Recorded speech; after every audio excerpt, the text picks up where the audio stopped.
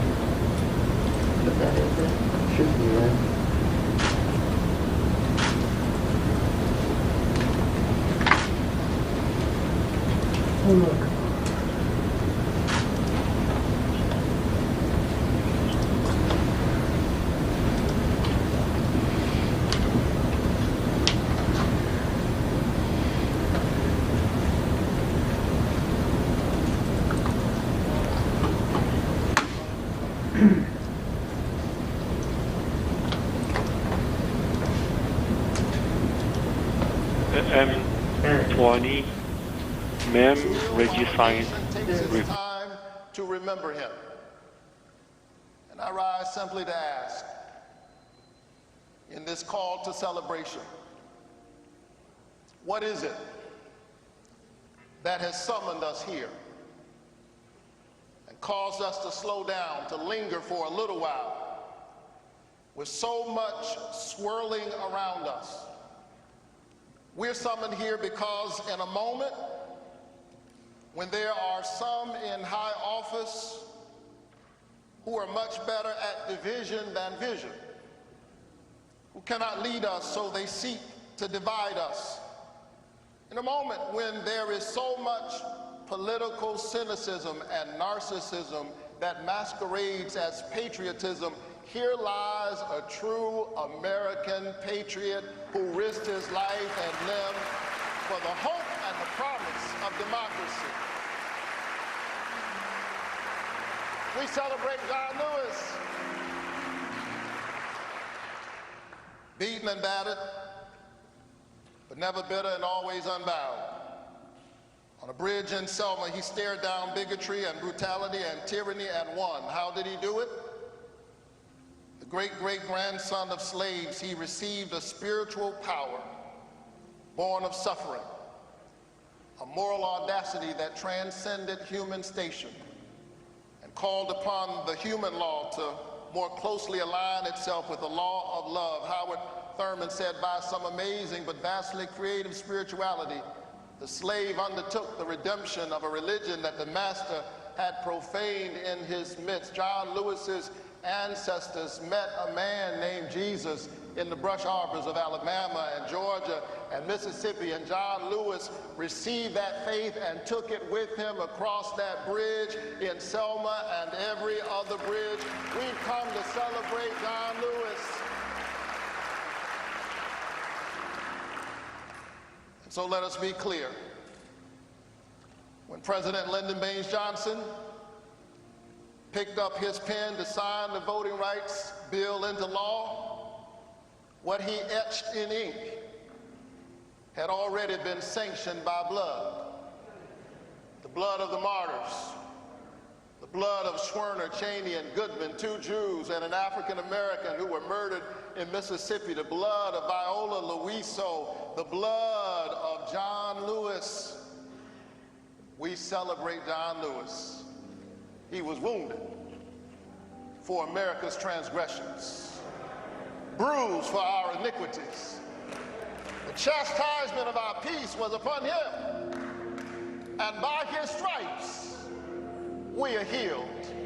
So let's remember him today, and let's recommit tomorrow to standing together and fighting together and voting together and standing up on behalf of truth and righteousness together. We'll get through this together. Let's save the soul of our democracy together. Let's worship the Lord. Let's worship the Lord together. Thank God for John Robert Lewis. Let the nation say amen. And let the angels rejoice.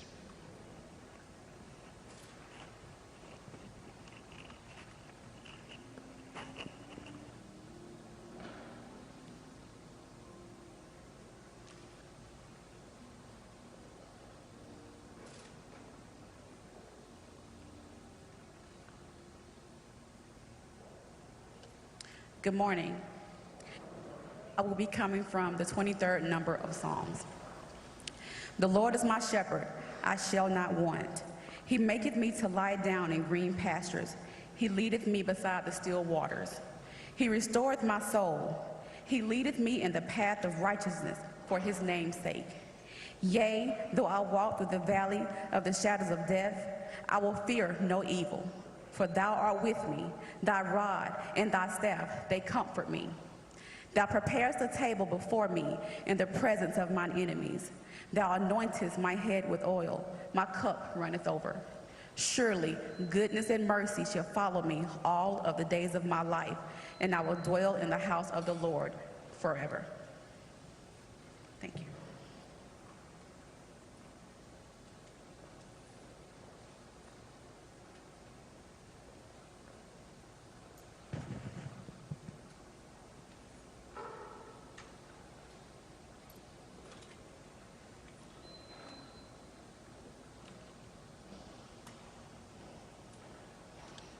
Good morning. And I'll be reading the 1 Chronicles 13 chapter. If I could speak all the languages of earth and of angels, but didn't love others, I would only be a noisy gong or a clanging cymbal. If I had the gift of prophecy, and if I understood all of God's secret plans and possessed all knowledge, and if I had such faith that I could move mountains, but didn't love others, I would be nothing. If I gave everything I have to the poor and even sacrificed my body, I could boast about it. But if I didn't love others, I would have gained nothing. Love is patient and kind. Love is not jealous or boastful or proud or rude. It does not demand its own way. It is not irritable, and it keeps no record of being wronged. It does not rejoice about injustice, but rejoices whenever the truth wins out. Love never gives up, never loses faith, is always hopeful, and endures through every circumstance. Prophecy and speaking in an unknown language, in unknown languages and special knowledge will become useless, but love will last forever. Now our knowledge is partial and incomplete, and even the gift of prophecy reveals only part of the whole picture. But when the time of perfection comes, these partial things will become useless. When I was a child, I spoke and thought and reasoned as a child. But when I grew up, I put away childish things. Now we see things imperfectly, like puzzling reflections in a mirror. But then we will see everything with perfect clarity. All that I know now is partial and incomplete. But then I will know everything completely, just as God now knows me completely. 3 things will last forever: faith, hope, and love. And the greatest of these is love. Thank you.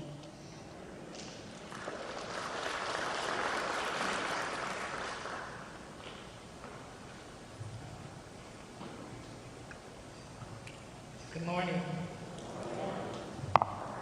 While we know that death is the great equalizer, we all recognize that each person's experience with it is different. And so I want to extend condolences to you, John Miles, the siblings of John Lewis, and the entire Lewis family on behalf of the entire King family, including my Aunt Christine, my dad's only living sibling, who would have been here with us today but for COVID. But rest assured, she is viewing us on television as we speak. Let us pray. Great and mighty God, who's creator of us all and sustainer of all things, we invoke you On this morning, we welcome you, Holy Spirit, into this place. We humbly look to you in this hour for wisdom and strength and comfort as we celebrate the homegoing of your son and servant, Congressman John Robert Lewis. Please, dear Father, comfort this family and grant them a peace of God that passes all understanding. Surround them with your love. In the words of your servant Martin Luther King Jr., who reminded us that death is not a period that ends this great sentence of life, but a comma which punctuates it to a lofty and higher significance. Help us, oh God, to grasp that truth and see the magnitude of this moment, not merely as the death of a great soul, but as a divine message that says to each and every one of us in this earth, be still and know that I am God. Hear me and heed my message in this hour. That love, even for an enemy, is the only way to transform this world into a true brother and sisterhood. We thank you, God, for the life and legacy of Congressman John Lewis, who showed us this more excellent way of life. We thank you for honoring us with his presence and allowing our lives to intersect with his life. Be with his family. Be with those who struggle with him in that movement. And know that he continues to live on in and through each and every one of them and each and every one of us. We praise you, oh God, for this nonviolent warrior who fought for true peace, which Daddy taught us is not merely the absence of tension, but the presence of justice. As we honor the life of Congressman John Lewis, who shed blood on that Edmund Pettus Bridge, that we might have the right to vote. Grant that we never again take that right for granted, and that we exercise it no matter what, and that we never again tamper with that right. Overtake in this hour our Congress, that they might restore voting rights protections in our nation. As we honor the life of this nonviolent warrior, who embodied the very spirit of Christ and showed us that we have the spiritual power to resist injustice and evil and hatred and vitriol with the force of love and truth. We are eternally grateful, oh God, that he lived among us for 80 years and demonstrated on that bridge that physical force is no match for soul force. Grant us the capacity to follow his example, to fight injustice without bitterness and hostility, but with a righteous indignation. Oh God, as Elisha asked for a double portion of Elijah's anointing as he transitioned, let a double portion of what John Lewis's life was about fall on us in this hour, so that we can continue to get in good trouble. Anoint us with a double portion in this generation to get into good trouble until there is radical reform in policing in our nation. Anoint us a double portion to get into good trouble until voter suppression is no longer a part of our body politic. Anoint us with a double portion to get into good trouble until there is an equitable distribution of wealth in this nation, until everyone has a livable wage and affordable housing and good health care. Anoint us, oh God, with a double portion to get into good trouble until all labor is treated with dignity.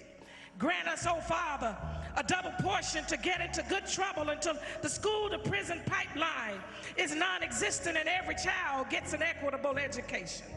Grant us, dear God, a double portion to get into good trouble until white supremacy around the world is uprooted and dismantled, and all of our policies and everyday practices and behaviors no longer reflect white supremacy. Grant us a double portion, God, to get into good trouble until this nation truly becomes a compassionate nation. Because as Daddy reminded us, ultimately a great nation is a compassionate nation. Grant us, Lord God, a double portion of anointing, to get into good trouble until black bodies are no longer a threat in this world and black lives have equitable representation, power, and influence in every arena. Grant us finally, Father God, that a double portion to get into good trouble until love becomes the way we live, the way we lead, the way we legislate, and until justice rolls down like waters and righteousness like a mighty stream. Thank you, O God, for this great man who lived among us, who now joins the great cloud of freedom fighters. And Lord, we thank you for his life and his legacy. And we will continue to get into good trouble as long as you grant us the breath to do so.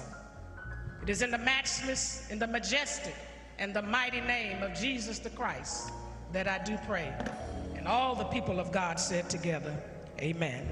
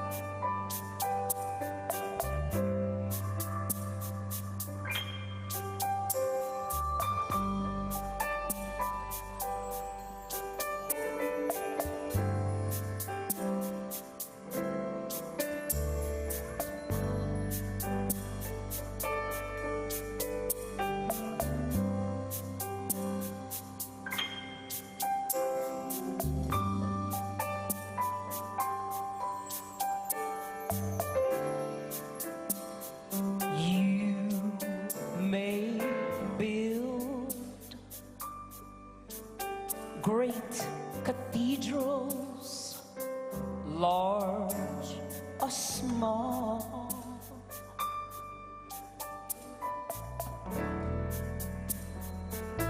you may build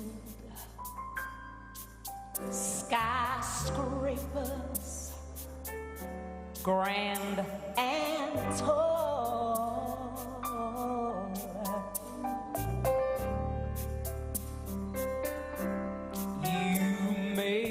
Conquer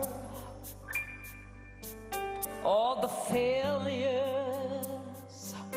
of your past.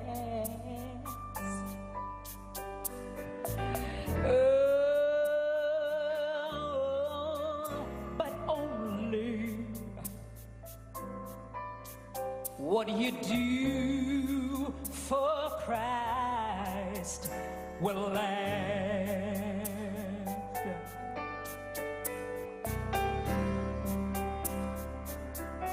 You may seek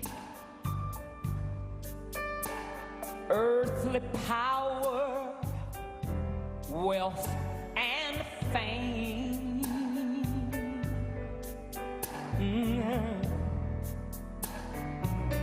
And the world might be impressed by your great name.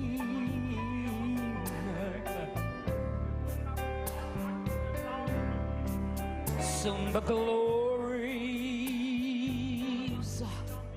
of this life will all soon be past.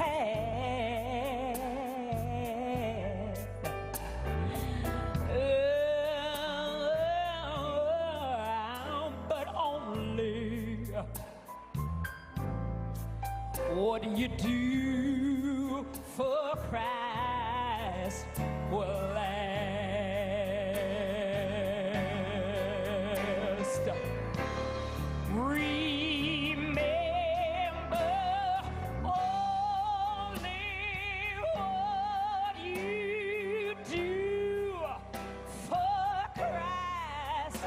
will last. Now, remember, only what you do for Christ will last. Only what you do for Him, it will be counted in the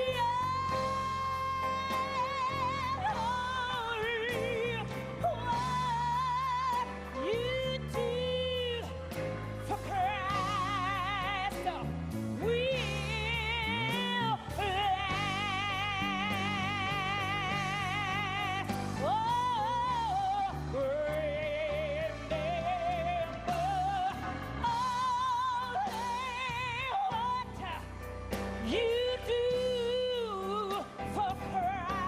Christ will last.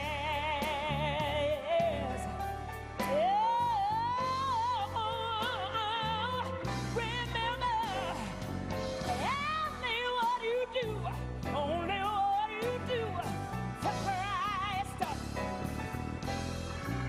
will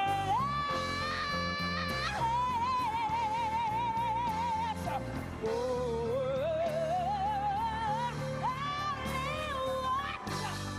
Only what you do, what you do for Christ will be counted in the end.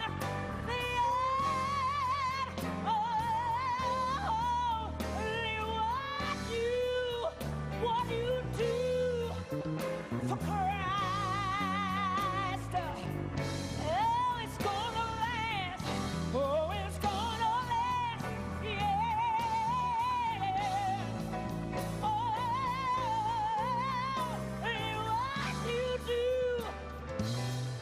what you do for Christ will last.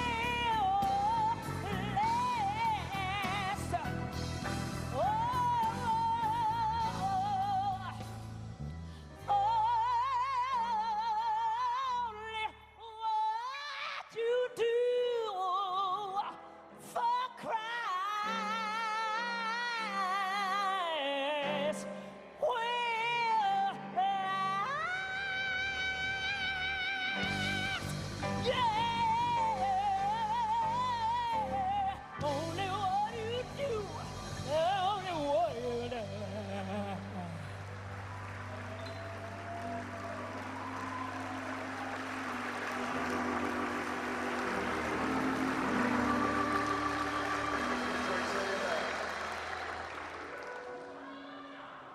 Amen.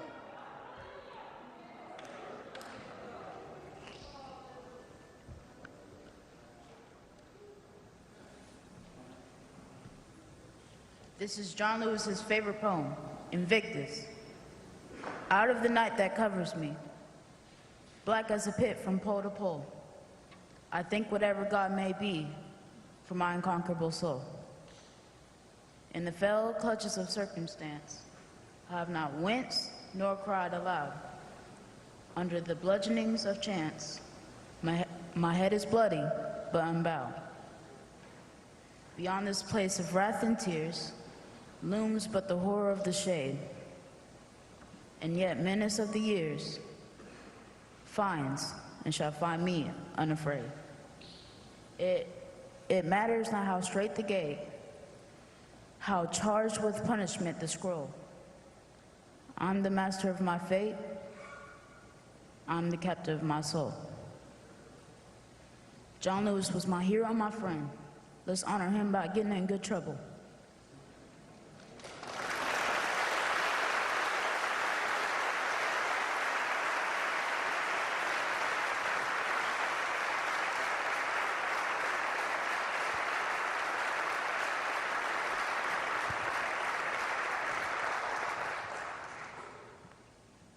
Only the unconquerable spirit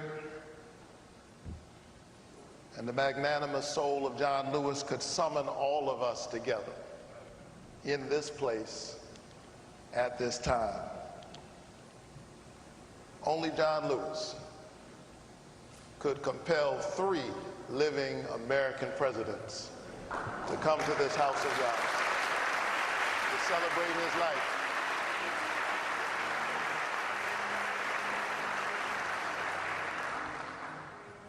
And we are grateful that all of them are here. The Honorable George W. Bush,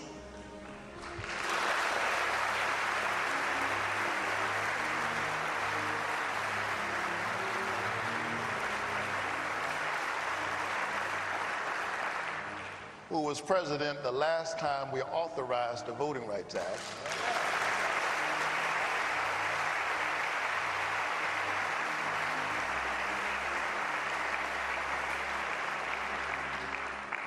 The Honorable William Jefferson Clinton,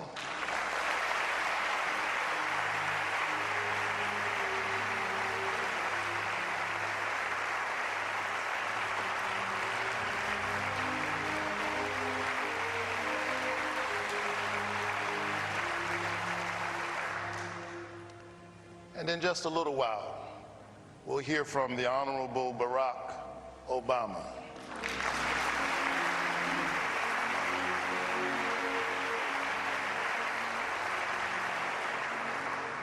But the program will proceed as printed. President Bush, President Clinton, Speaker of the House Nancy Pelosi, and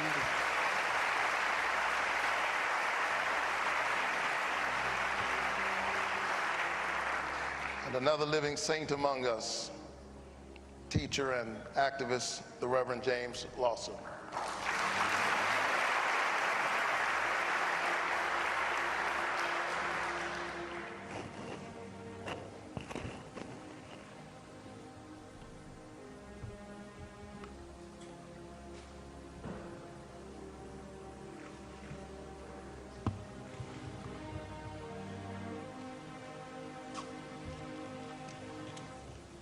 Good morning. Distinguished guest, John Miles, Lewis family and friends, Lauren, I thank you for inviting us to be here today. John's story began on a tiny farm in Troy, Alabama, a place so small, he said you could barely find it on the map. Dr. Weinach talked about the chickens. I did a little research. Every morning he would rise before the sun to tend to the flock of chickens. He loved those chickens. Already called to be a minister who took care of others, John fed them and tended to their every need, even their spiritual ones. For John baptized them, he married them, and he preached to them. When his parents claimed one for family supper, John refused to eat one of his flock. Going hungry was his first act of nonviolent protest. He also noted in later years that his first congregation of chickens listened to him more closely than some of his colleagues in Congress. John also thought that chickens were just a little more productive. At least they produced eggs, he said. From Troy to the sit-ins of Nashville, from the Freedom Rides to the March on Washington, from Freedom Summer to Selma, John Lewis always looked outward, not inward. He always thought of others. He always believed in preaching the gospel, in word and in deed, insisting that hate and fear had to be answered with love and hope. John Lewis believed in the Lord. He believed in humanity, and he believed in America. He's been called an American saint, a believer willing to give up everything, even life itself, to bear witness to the truth that drove him all his life. that we could build a world of peace and justice, harmony and dignity and love. And the first crucial step on that journey was the recognition that all people are born in the image of God and carry a spark of the divine within them. Laura and I were privileged to see that spark in John up close. We worked with him to bring the National Museum of African American History and Culture to the Washington Mall. He was instrumental in the Emmett Till Unsolved Civil Rights Crimes Act, which I signed to seek resolution in cases where justice had been too long denied. And we will never forget joining him in Selma, Alabama for the 50th anniversary of his march across the Edmund Pettus Bridge, where we got to watch President Barack Obama thank John as one of his heroes.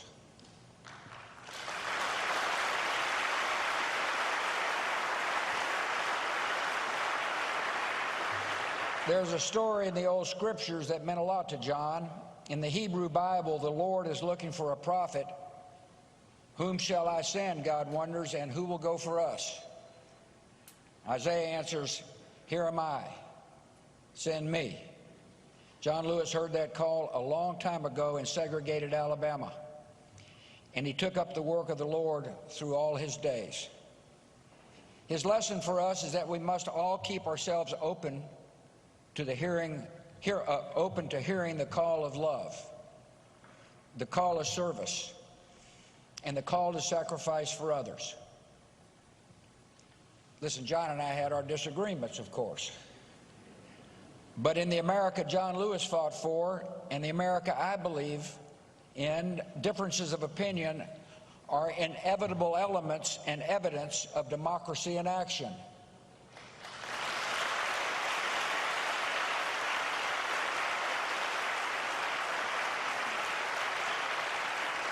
We, the people, including congressmen and presidents, can have differing views on how to perfect our union while sharing the conviction that our nation, however flawed, is at heart a good and noble one. We live in a better and nobler country today because of John Lewis and his abiding faith in the power of God, in the power of democracy, and in the power of love to lift us all to a higher ground. The story that began in Troy isn't ending here today, nor is the work. John Lewis lives forever in his Father's house, and he will live forever in the hearts of Americans who act justly, love mercy, and walk humbly with their God. May the flights of angels see John Lewis to his rest, and may God bless the country he loved.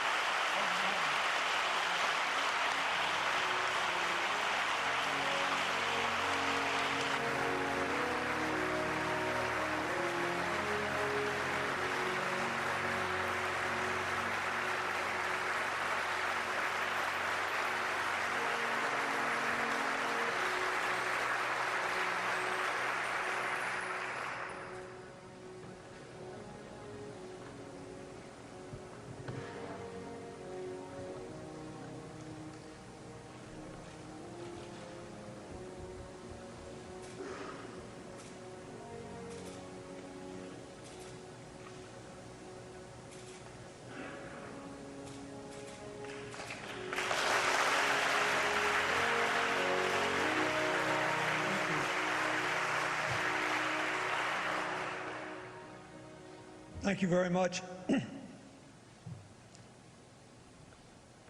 First, I thank John Miles and the Lewis family and John's incomparable staff for a chance to say a few words about a man I loved for a long time. I am grateful, Pastor Warnock, to say it in Ebenezer, a holy place sanctified by both the faith and the works of those who have worshiped here. I thank my friend, Reverend Bernice King, who stood by my side and gave a fascinating sermon in one of the most challenging periods of my life. I thank President and Mrs. Bush, President Obama, Speaker Pelosi, thank you, and Representative Hoyer and Representative Clyburn, who I really thank for, with the stroke of a hand, ending an intra-family fight within our party, proving that peace is needed by everyone. Madam Mayor, thank you. You have faced more than a fair share of challenges in these last few months, and you have faced them with candor and dignity and honor, and I thank you for your leadership.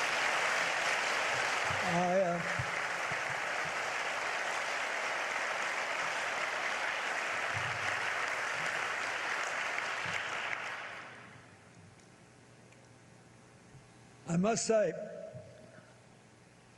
for a fellow that got his start speaking to chickens, John's gotten a pretty finely organized and orchestrated and deeply deserved send-off this last week.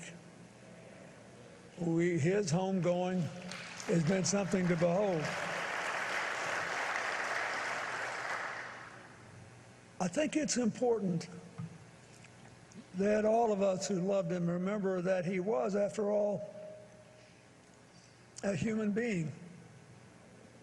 A man like all other humans, born with strengths that he made the most of when many don't. Born with weaknesses that he worked hard to beat down when many can't. But still a person.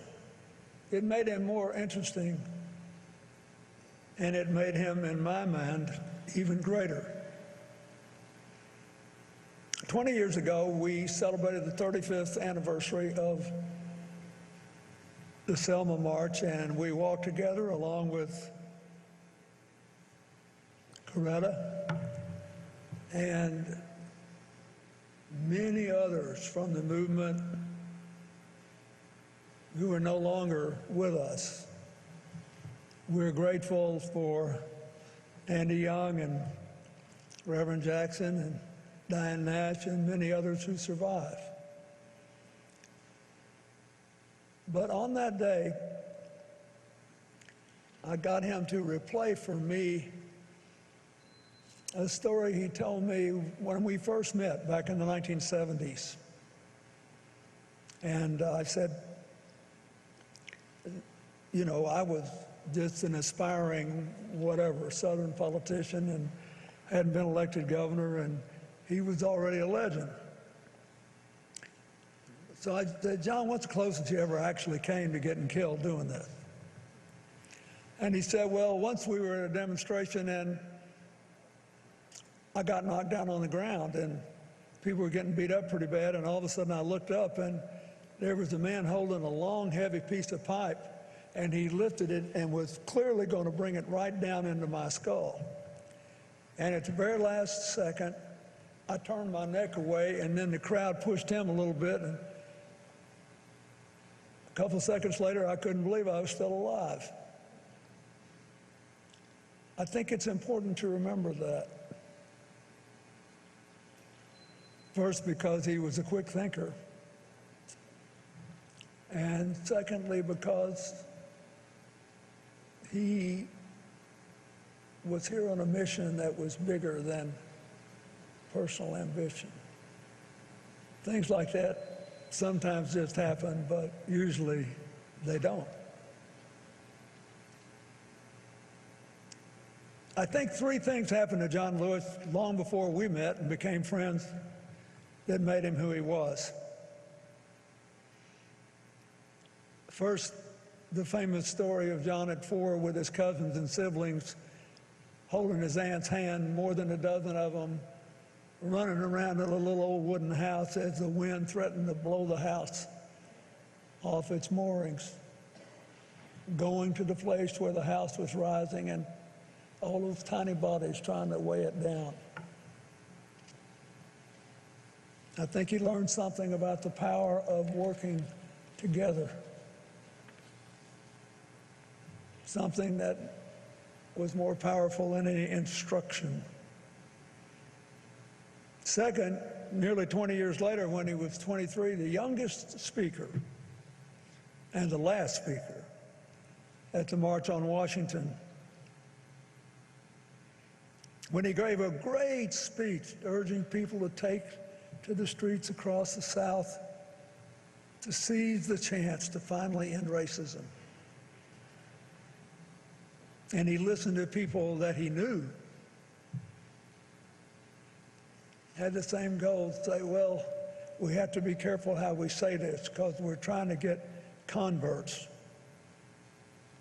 not more adversaries.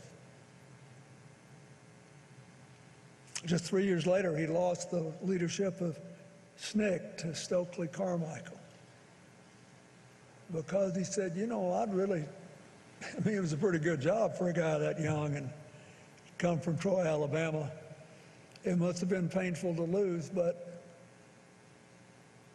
he showed as a young man there are some things that you cannot do to hang on to a position, because if you do them, you won't be who you are anymore. And I say there were 2 or 3 years there where the movement went a little bit too far towards Stokely, but in the end, John Lewis prevailed. We are here today because he had the kind of character he showed when he lost an election.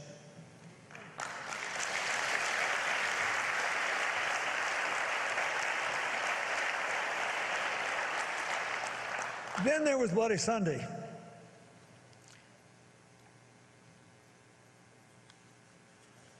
He figured he might get arrested.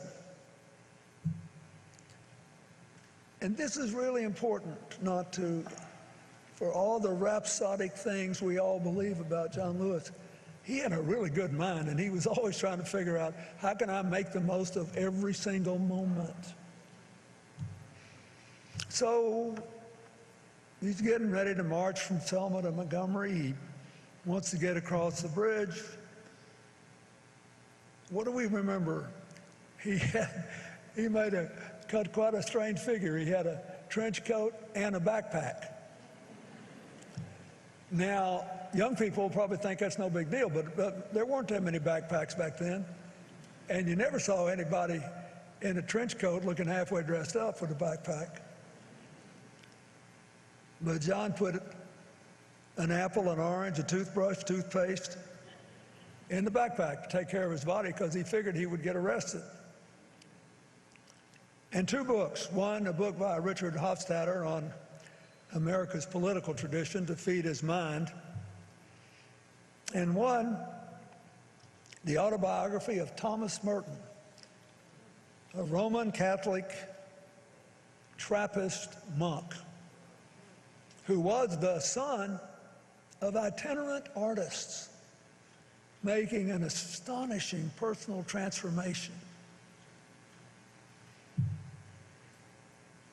And what's a young guy who's about to get his brains beat out and planning on going to prison doing, taking that? I think he figured that if Thomas Merton could find his way and keep his faith and believe in the future, he, John Lewis, could too. And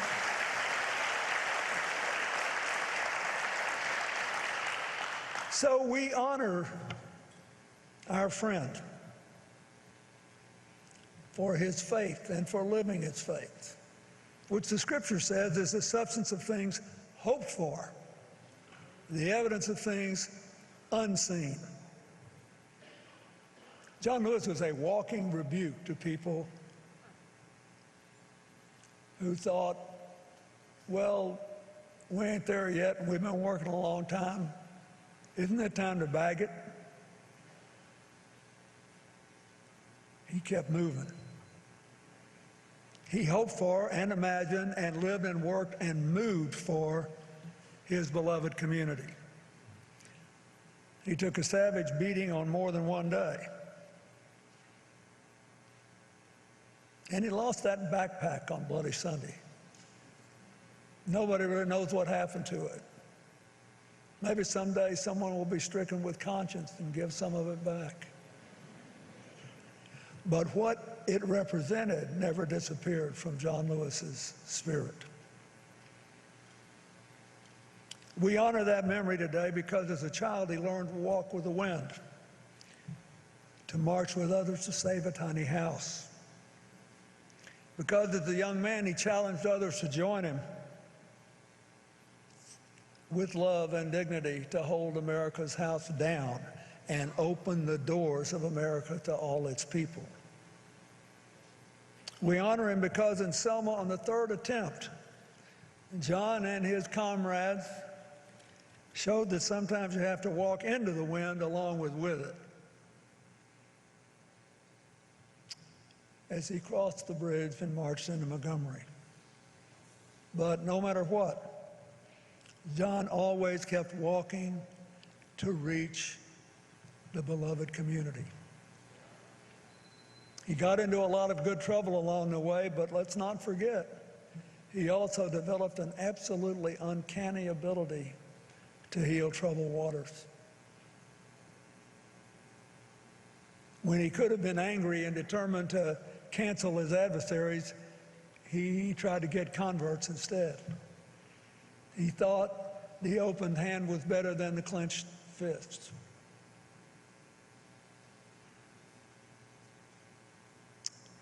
He lived by the faith and promise of St. Paul, let us not grow weary in doing good. For in due season we will reap if we do not lose heart. He never lost heart. He fought the good fight, he kept the faith.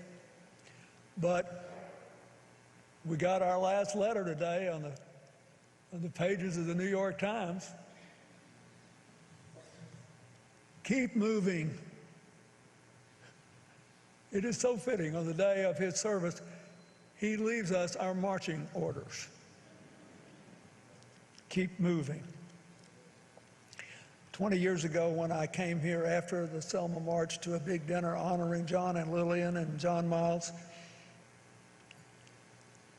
you had a big afro. And it was really pretty. And your daddy was giving you grief about it, and I said, John, let's don't get old too soon. I mean, if I had hair like that, I'd have it down to my shoulders. But on that night, I was almost out of time, and people were to be present, and people were asking me, well, if you could do one more thing, what it would be, or what do you wish you had done that you didn't, and all that kind of stuff. And someone asked me that night, because I had many friends in Atlanta, and I said, if I could just do one thing, if God came to me tonight and said, okay, your time's up, you got to go home, and I'm not a genie, I'm not giving you 3 wishes. One thing, what would it be? I said, I would infect every American with whatever it was that John Lewis got as a 4-year-old kid and took through a lifetime to keep moving and keep moving in the right direction and keep bringing other people to move and to do it without hatred in his heart, with a song, to be able to sing and dance. As John's brother Freddie said in Troy, keep moving to the ballot box, even if it's a mailbox. And keep moving to the beloved community. John Lewis was many things, but he was a man, a friend in sunshine and storm, a friend who would walk the stony roads that he asked you to walk, that would brave the chastening rods he asked you to be whipped by, always keeping his eyes on the prize, always believing none of us will be free until all of us are equal. I just loved him. I always will. And I'm so grateful that he stayed true to form. He's gone up yonder and left us with marching orders. I suggest, since he's close enough to God to keep his eye on the sparrow and us, we salute, suit up, and march on.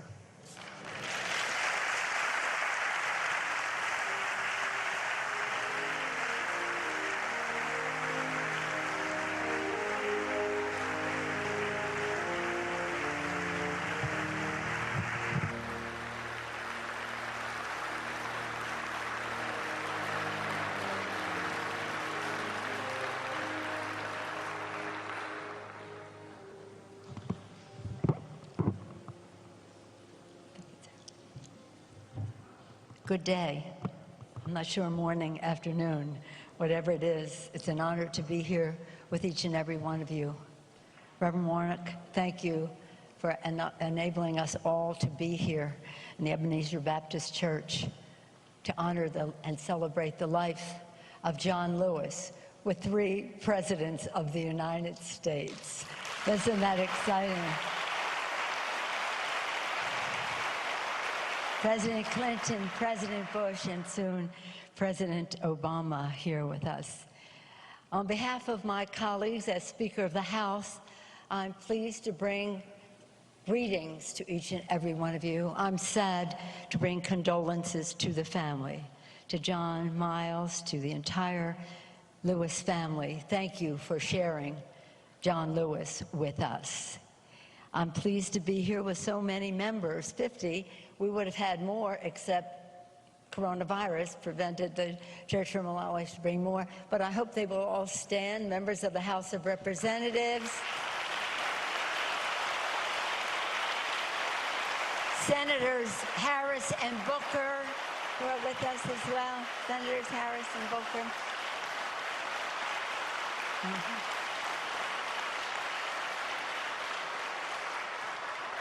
Among them, Mr. Hoyer, Steny Hoyer, Mr. Clyburn, Jim Clyburn, and I served with John Lewis for over 30 years. Over 30 years. And in our group, we have senior members and we have members of our freshman class. John convinced each one of us that we were his best friend in Congress. And we come with a flag flown over the Capitol the night that John passed. When this flag flew there, it said goodbye. It waved goodbye to John, our friend, our mentor, our colleague, this beautiful man that we all had the privilege of serving with in the Congress of the United States. So again, we all bring our condolences to the family, and to Michael Collins and John's staff, who meant so very much to him. Thank you for your service to John Lewis.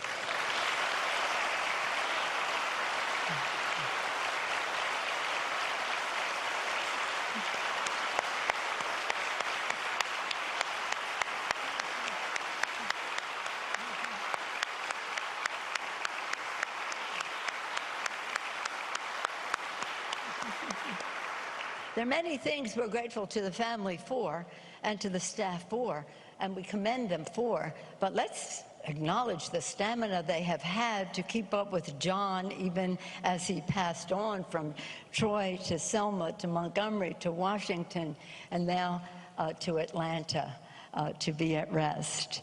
When John Lewis served with us, he wanted us to see the civil rights movement and the rest through his eyes.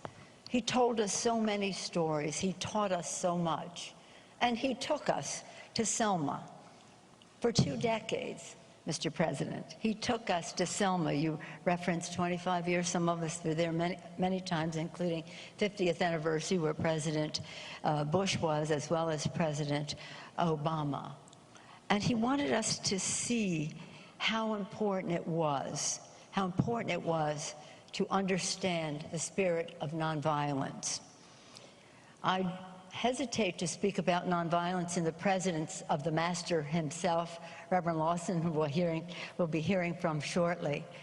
We were together just recently in Selma when he and John spoke at church, and he taught the world really about nonviolence. But I just want to say this. The word Satyagraha is a word that in Sanskrit means two things. It means nonviolence, and it means insistence on the truth. And that is what John Lewis was all about. Nonviolently insisting on the truth. He insisted on the truth in Nashville, in Selma, in Washington, D.C., at Lincoln Memorial. He insisted on the truth wherever he went. And he insisted on the truth in the Congress of the United States. Every time he stood up to speak, we knew that he was going to take us to a higher place of our understanding of what our responsibilities were and what our opportunities were. And he insisted, no matter how, shall we say, offended someone might be, that he would insist on the truth. What he said, in my life, I have done all I can to demonstrate that the way of peace, the way of love and nonviolence is the more excellent way. Now it is your turn, he says in this article that the President referenced, to let freedom ring. He always talked about truth marching on. He always worked for a more perfect union.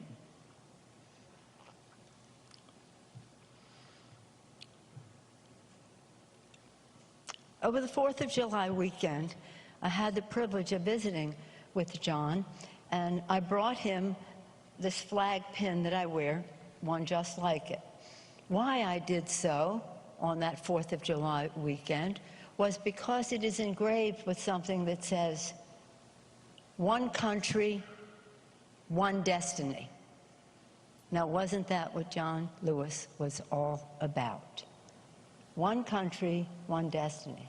I mention it because this was embroidered into the lining of Abraham Lincoln's coat that he had on the night he left us. I think he had the coat on all the time, but also that night. And John Lewis and Abraham Lincoln had so much in common. We got to know him first and foremost in front of the Lincoln Memorial when he made that beautiful, beautiful speech. John, Land State, under the rotunda, in the rotunda of the Capitol, under the dome of the Capitol, on a catafalque, a platform that was made in 1865 to hold the casket of Abraham Lincoln. Abraham Lincoln, John Lewis. John Lewis. So they had lots of connections. And by the way, just incidentally, they were both wonderful and spiritual and saintly, but they were both very good politicians. Think of John Lewis that way. You who know him know that. He always was about a more perfect union. And he was always about young people. That's why, Mr. President, that article you referenced in the New York Times today, his message that would be delivered at this time as he left us, was about young people. He says to them, together you can redeem the world. Together, always perfect union, together, one nation, one destiny. And he says in the article, answer the highest calling of your heart and stand up for what you truly believe in. Wasn't that just like John? We were very proud to have his voice in the rotunda, speaking about all that he cared about and believed in such a beautiful way, starting in Troy. I started my remarks by talking about the flag that waved over the Capitol to say goodbye to John as he began his passage. But what I want you to know, in addition to how revered he is in the Congress, so revered that, you know, he was a bit mischievous. You know, when he would say, let's make some good trouble, he always had sort of a twinkle in his eye and a kind of a spark about it all. And my colleagues can tell you that when he cooked up having the sit-in to get the Republican leadership to put the gun violence prevention bill on the floor, when he did that and all the members followed him, the floor was covered with people, and thought for a moment that perhaps the police might, because it was disruptive, good trouble. It was clear to them that if they were to arrest John Lewis for doing that, they were going to have to arrest the entire House Democratic Caucus.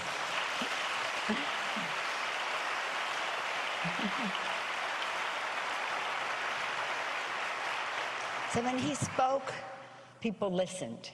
When he led, people followed. We loved him very much. As his official family, we mourn him greatly. He shared so much with that his love for his district, his family. The sadness when Lillian was sick, the joy he had in John Miles. But as I said, we waved goodbye to this person, our leader, our friend, this, shall we say, humorous. He loved to dance. He loved to make us laugh, sometimes while he was dancing.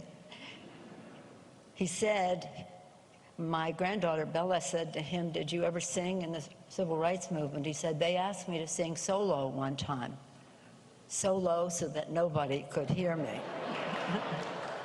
But anyway, getting back to that flag-waving goodbye to this person we had just loved officially, personally, in every way, politically too. The last night he was at the Capitol, it wasn't raining. Thousands of people were showing up to pay their respects. A little bit after 8 o'clock, there was a double rainbow. A double rainbow. But it hadn't rained. It was a double rainbow over the casket. And for us, it was, we waved goodbye when he started to leave us. He was telling us, I'm home in heaven. I'm home in heaven with Lillian. We always knew he worked on the side of the angels, and now he is with them. May he rest in peace. Thank you.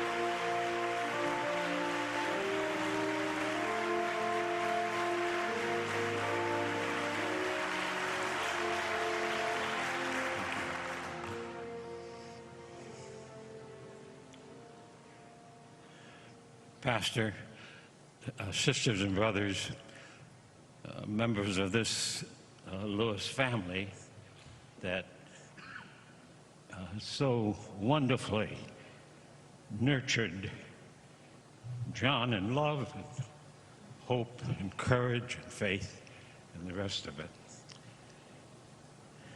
And sisters and brothers,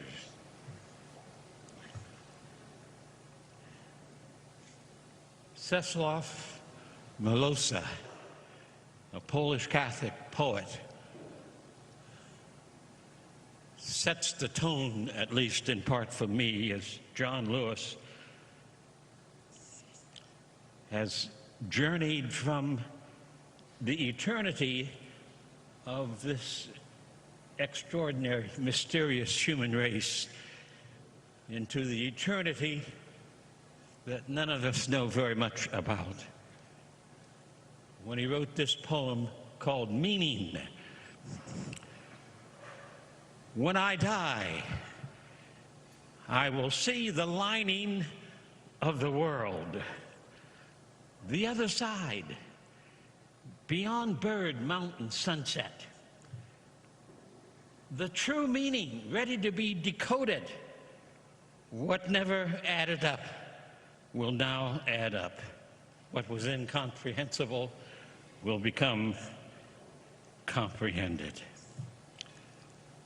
And if there is no lining to the world, if a thrush on a branch is not a sign, but just a thrush on a branch, if night and day make no sense following each other, and on this earth there is nothing but the earth,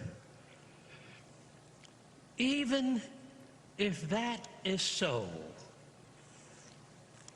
there will remain a word, wakened by the lips that perish, a tireless messenger who runs and runs through interstellar places, through revolving galaxies, and calls out and protests and screams.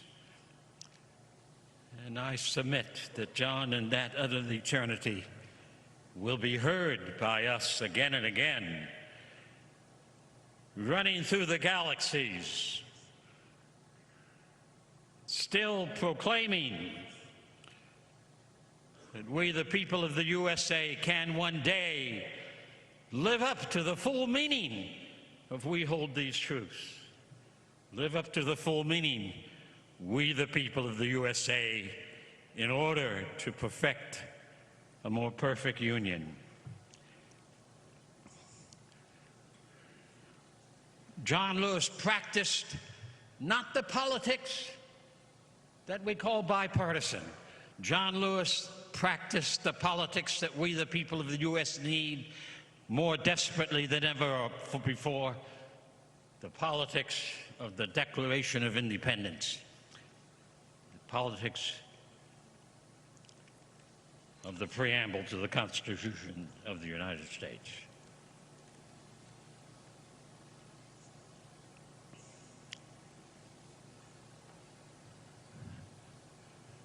I've read many of the so-called civil rights books of the last 50 or 60 years about the period between 1953 and 1973. Most of the books are wrong about John Lewis.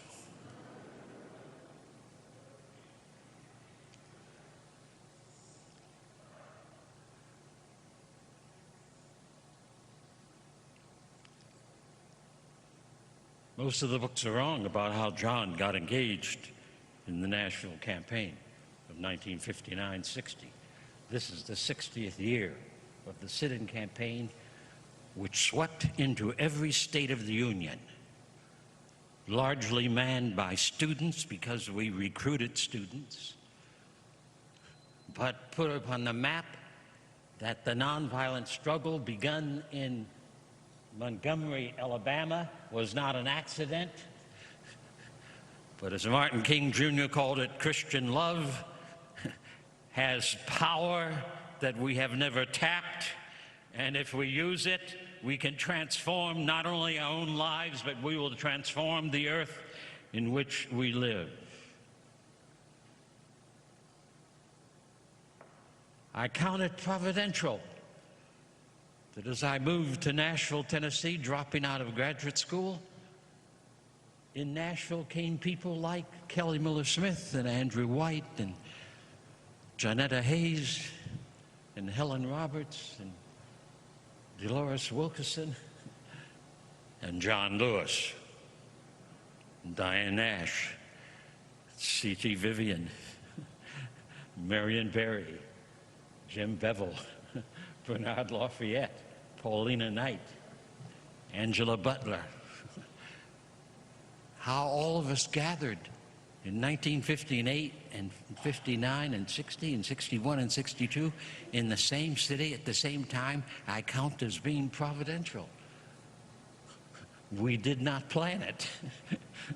We were all led there. And when Kelly Miller Smith and the Nashville Christian Leadership Council met in the fall of 1958, and we determined that if there's to be a second major campaign that will demonstrate the efficacy of Satyagraha, of soul force, of love truth, that we would have to do it in Nashville. And so I planned, as the strategist and organizer, a 4-point Gandhian strategic program to create the campaign.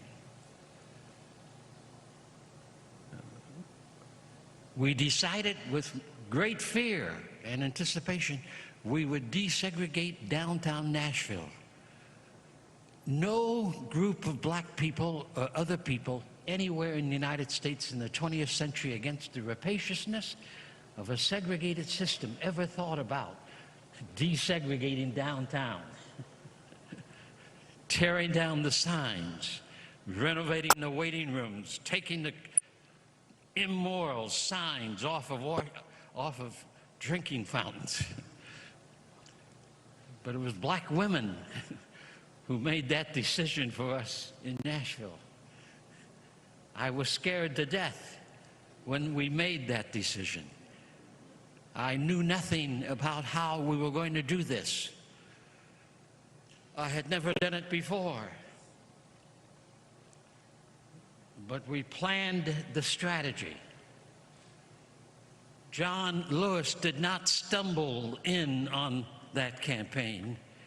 Kelly Miller Smith, his teacher at ABC, invited John to join the workshops in the fall of 1959 as we prepared ourselves to face violence and to do direct action and to put on the map the issue that the racism and the segregation of the nation had to end.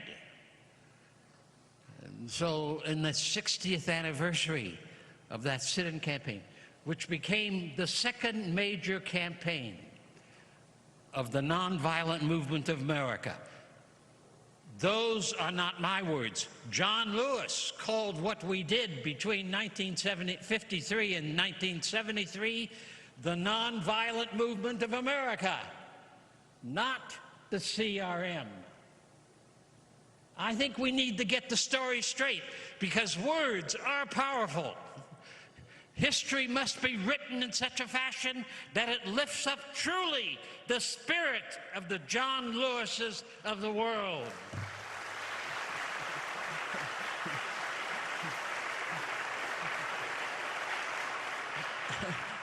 And that's why I've chosen just to say a few words about it. Kelly Miller Smith invited John Lewis. I met a Fisk student who told me about a student from Chicago who wanted to do something about those vicious signs. I said, invite Diane Nash to the workshop in September because we're going to do something about those signs. I pushed this hard. Now, John Lewis had no choice in the matter. You should understand that. Because all the stories we've heard this morning of John becoming a preacher, preaching to the chickens and other sorts of things, becoming ordained as a Baptist minister. Something else was happening to John in those early years. John saw the malignancy of racism in Troy, Alabama. there formed in him a sensibility that he had to do something about it. He did not know what that was, but he was convinced that he was called indeed to do whatever he could do, get in good trouble, but stop the horror that so many folk lived through and in this country in that part of the 20th century. John was not alone. Martin King had the same experience as a boy. I had the same experience from age 4 in the streets of Massillon, Ohio. Matthew McCullough, a pastor whose name you don't know in South Carolina, had the same experience. C.T. Vivian had the same experience. I maintain that many of us had no choice to do what we tried to do, primarily because at an early age we recognized the wrong under which we were forced to live, and we swore to God that by God's grace we would do whatever God called us to do in order to put on the table of the nation's agenda. This must end.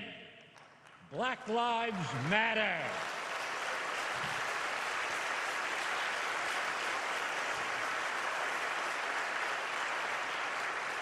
And so between 1953 and 1973, we had major campaigns year after year, thousands of demonstrations across the nation that supported it. We had folk in the Congress, folk in the White House, folks scattered across the United States who were beginning to formulate what the solutions are for change.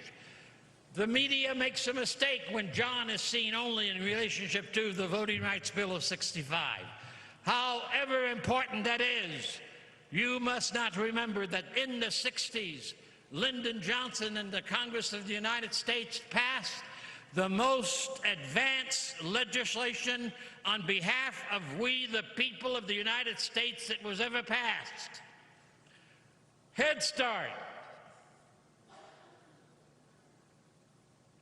Billions of dollars for housing. We would not be in the struggle we are today in housing if President Reagan hadn't cut that billions of dollars for housing, where local churches and local nonprofits could build affordable housing in their own communities, being sustained and financed by loans from the federal government.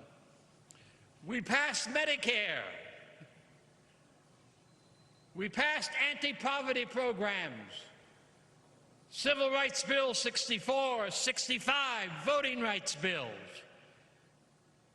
a whole array. John Lewis must be understood as one of the leaders of the greatest advance of Congress and the White House on behalf of we, the people of the USA.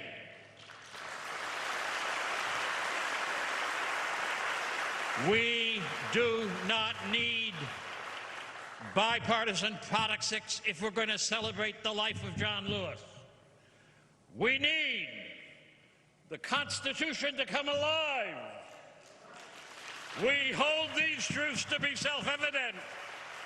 We need the Congress and the presidents to work unfalteringly on behalf of every boy and every girl, so that every baby born on these shores will have access to the tree of life. That's the only way to honor John Robert Lewis. No other way. Let all of us in this service today, let all the people of the USA determine that we will not be quiet as long as any child dies in the first year of life in the United States. We will not be quiet as long as the largest poverty group in our nation are women and children. We will not be quiet as long as our nation continues to be the most violent culture in the history of humankind. We will not be quiet as long as our economy is shaped not by freedom, but by plantation capitalism that continues to cause domination and control rather than access and liberty and equality for all.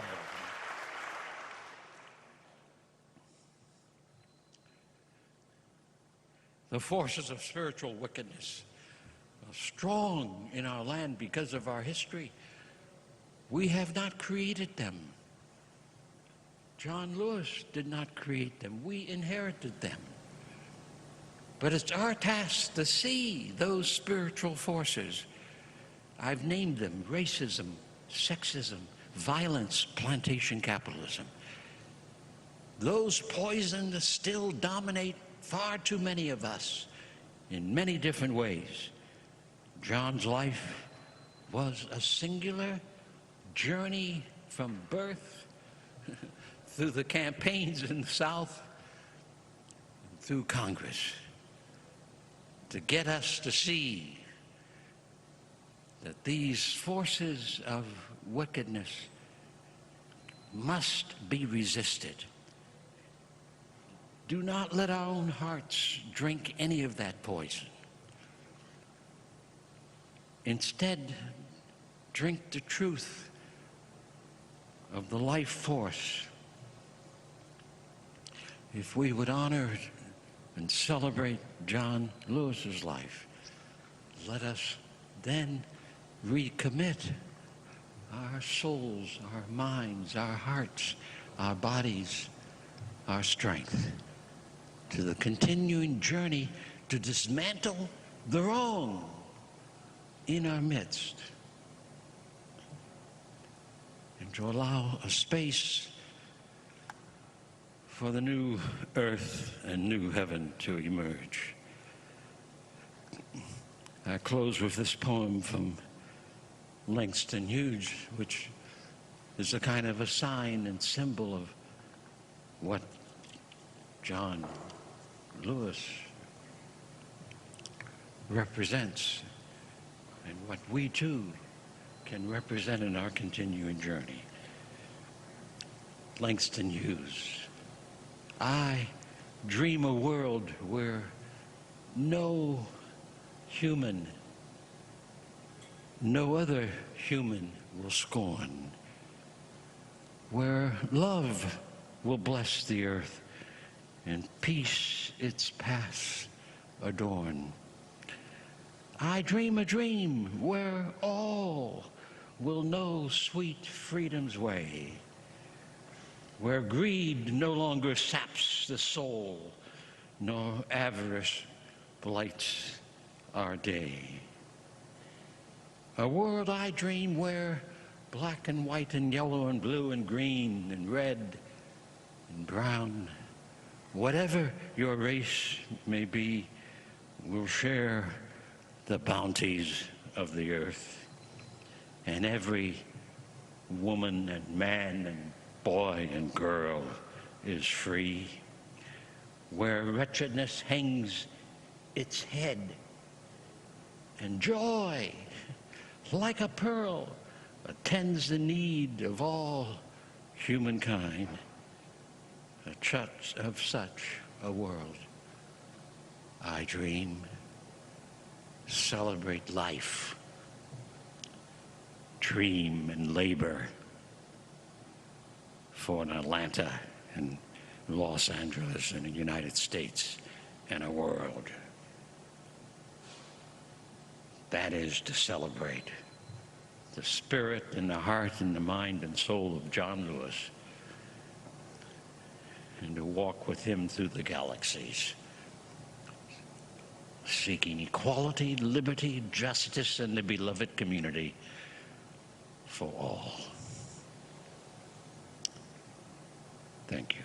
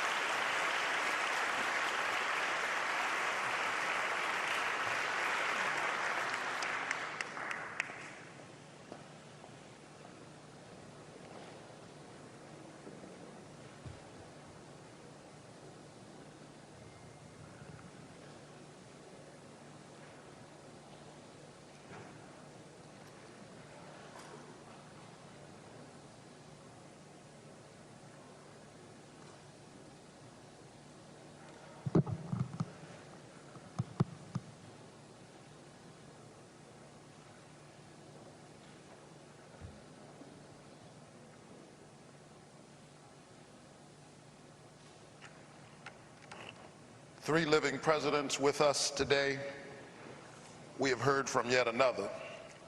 To the friends and family of Congressman John Lewis, Rosalind joins me in sending our condolences to all gathered today to mourn the loss of one of our nation's great leaders. Throughout his remarkable life, John has been a blessing to countless people, and we are proud to be among those whose lives he has touched. While his achievements are enjoyed by all Americans, we Georgians know him as our neighbor, friend, and representative. His enormous contributions will continue to be an inspiration for generations to come. Please know that you are in our hearts and prayers during this difficult time. We hope your warm memories and the love and prayers of your family and friends will be of comfort to you in the days ahead. Sincerely, Jimmy Carter.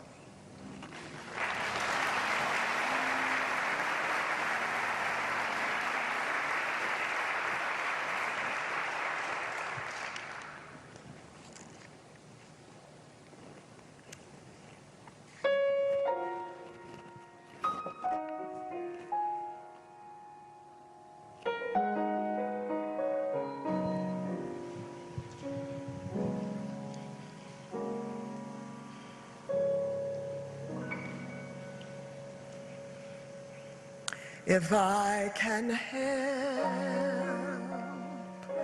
somebody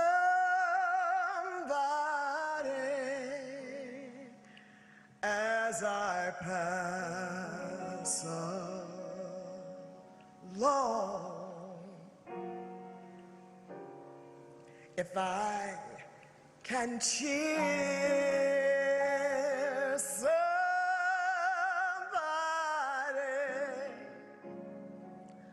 with a word or song, if I can show somebody that he's traveling wrong, then my living shall not be in vain. Then my living shall not be in vain.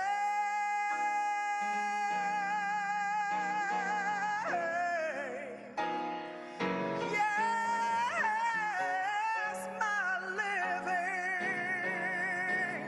shall not be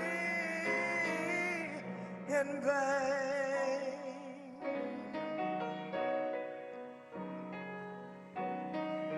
If I could help somebody as I pass along, then my living shall not be in vain.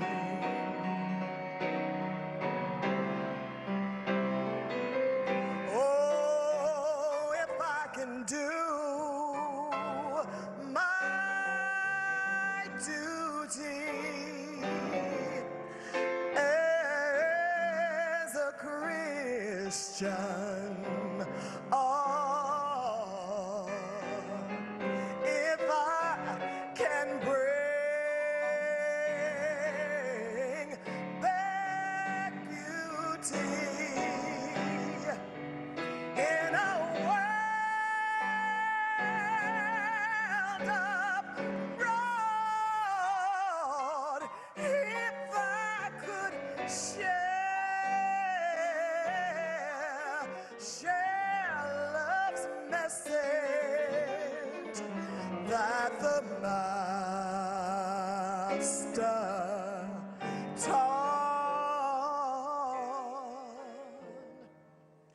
then my living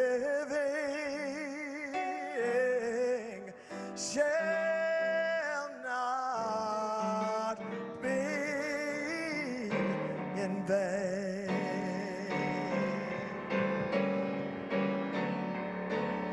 Then my living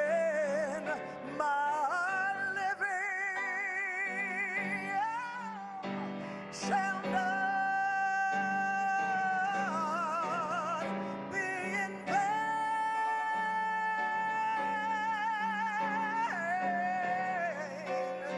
Yes, my living, yes, it shall not be in vain.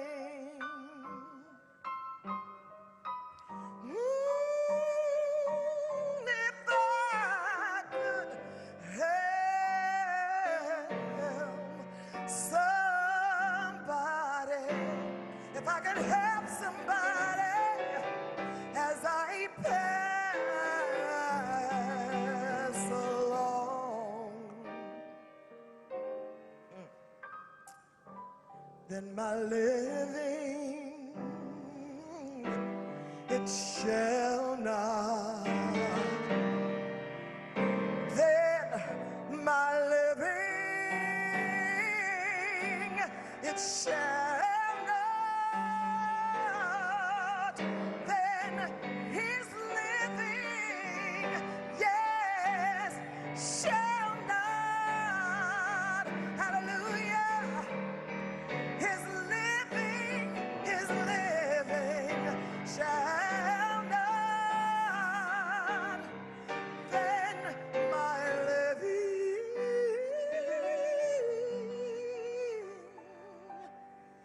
shall not be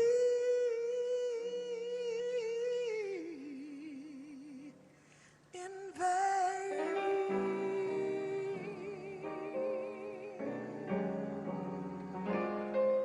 His living shall not be in vain.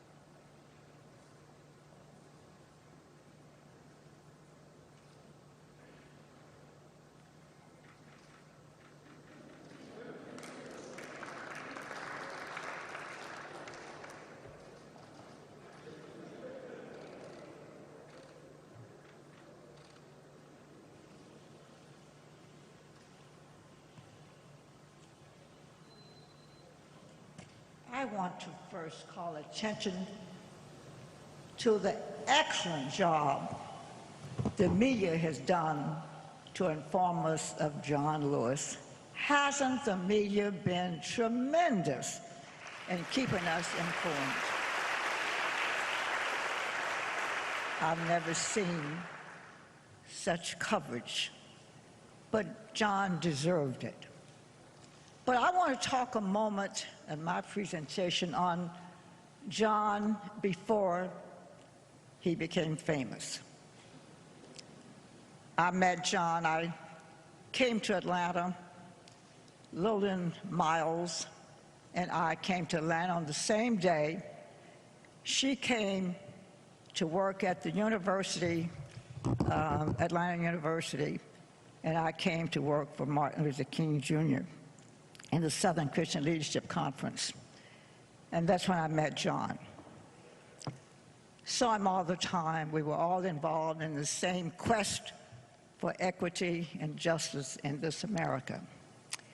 And I got a chance to see him all the time. And I admired his fervor and all of his tenacity. And Lillian was single. And so I decided that Lillian needed a good man, not just the bums who were approaching her. She was highly intellectual, well-traveled, well-educated, and I wanted her to have someone who really would appreciate her skills and her talent. So I looked around and decided that I liked John. But Lillian didn't like John particularly. And so she thought he was kind of slow. And I said, but Lillian, he's busy. He's fighting the evils of the world.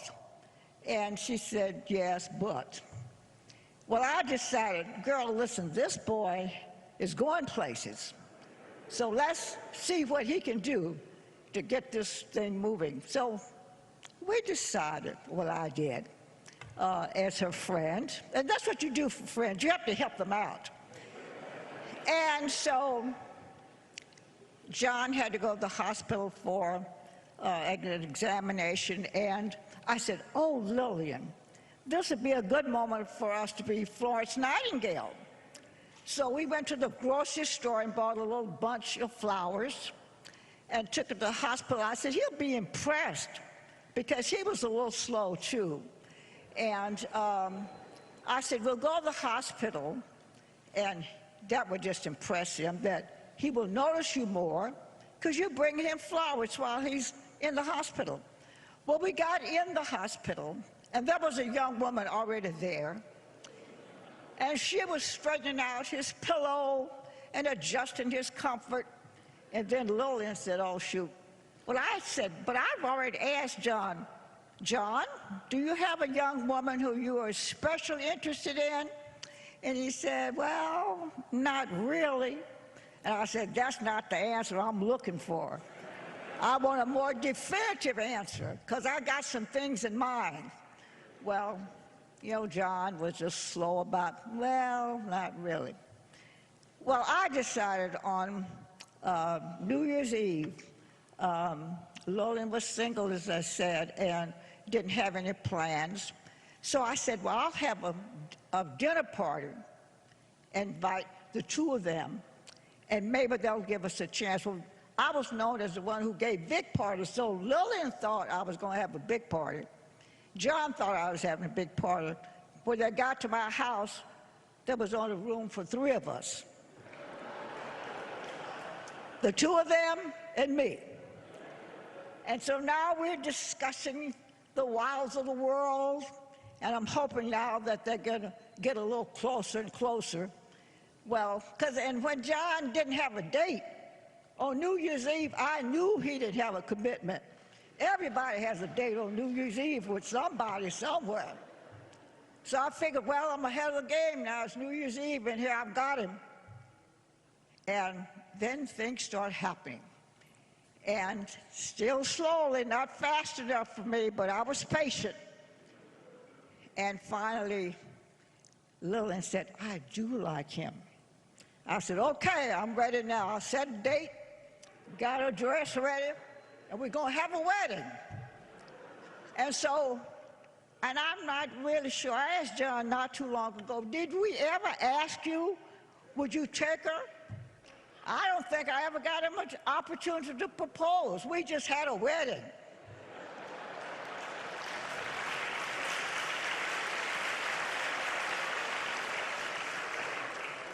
And so now, it looks like things were going to be okay. So we had a big wedding. I did all the planning because Lillian was still slow. And I did all the planning and had the big wedding. All the family came, so we had a wedding.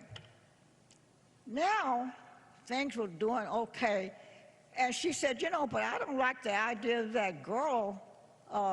Looks like she had, you know, some designs on John. I said, honey, don't run away from competition. We can handle competition. We'll get rid of that girl so fast she won't know what happened to her.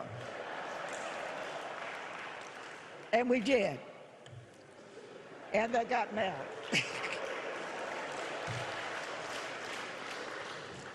Well, I want you to know they were very happy.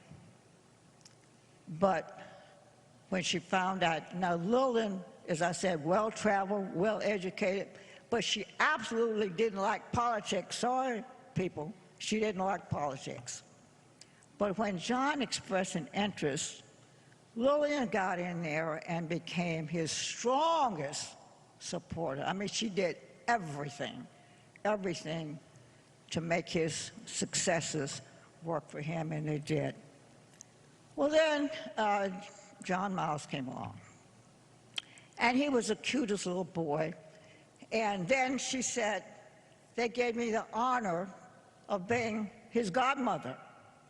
And I said, oh, that's nice, and I've heard of godmothers, but what does godmother do? What am I supposed to do? And she said, well, if something happens to me and John, we want you to take care of him. I said, we got to feed him?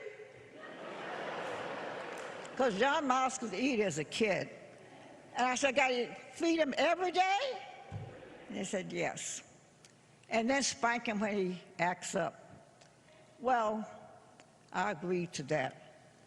But John Miles, do you mind? Just stand up, John Miles. Stand up. That's John Miles now.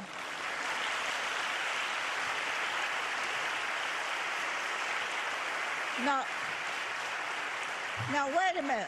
Take a good look at John Miles. I'm 4'11", and they tell me almost 90 years old. And there he is. And I'm supposed to spank him when he doesn't do right.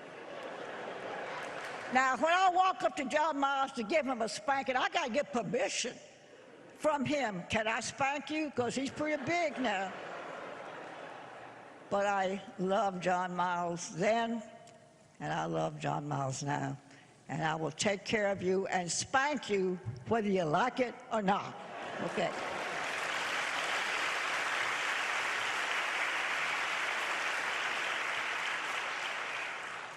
But Lillian and John stayed married. I put it together, but it lasted 43 years. That's not a bad record, is it? They were happy, and Lillian gave him every support a wife could ever give a partner. And they gave love to John Miles in the process. John was an unusual individual. Ambassador Young is sitting over here, and we all loved him all the time. His sincerity was apparent. He worked hard, and he said that he wasn't going to stop. And I don't need to tell you anything about John. All of you knew him. All of you know his fervor and his commitment to equity and the love he had for everybody. And I want us to look at the John we thought we knew, the John who convinced us we knew the real man because he was constant. But I asked him one time, John, what in the world is bad trouble? I said, when I was a young girl, my sister and I, we were courting. Every time we'd go out on a date, my mother said, okay, have a good time, but don't get in no trouble. Well, we didn't know nothing else except trouble was not good. But John said, the good trouble is when your mother says, don't get in trouble, find a way to right the wrongs of our society. And he did a pretty decent job of that.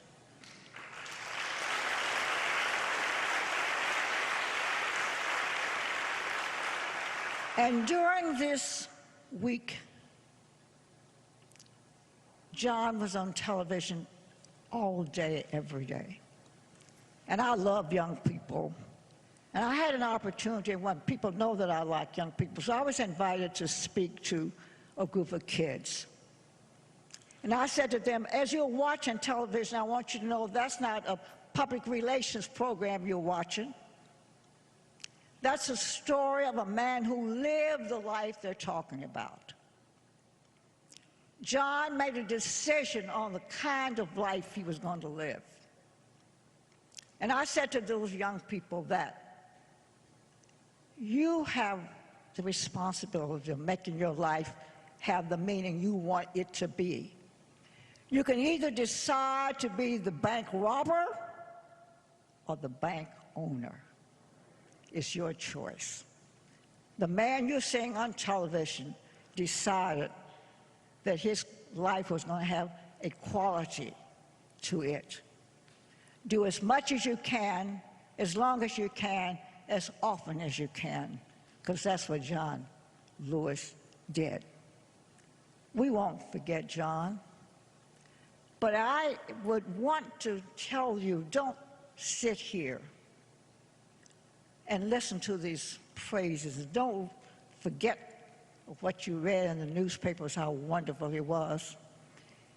Do something about the man he asked us to be in ourselves, and that is be kind to everybody, love everybody, speak up and speak out. I don't need to tell you that. You know what he said.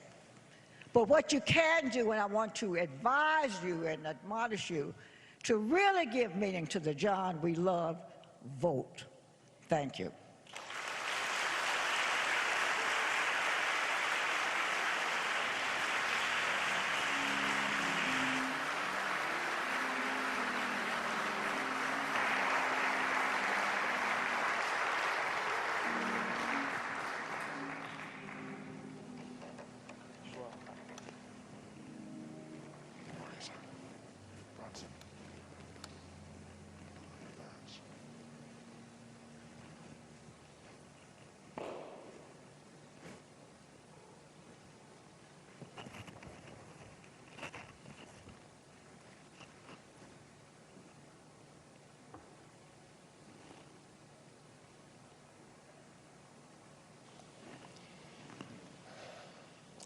To John Miles,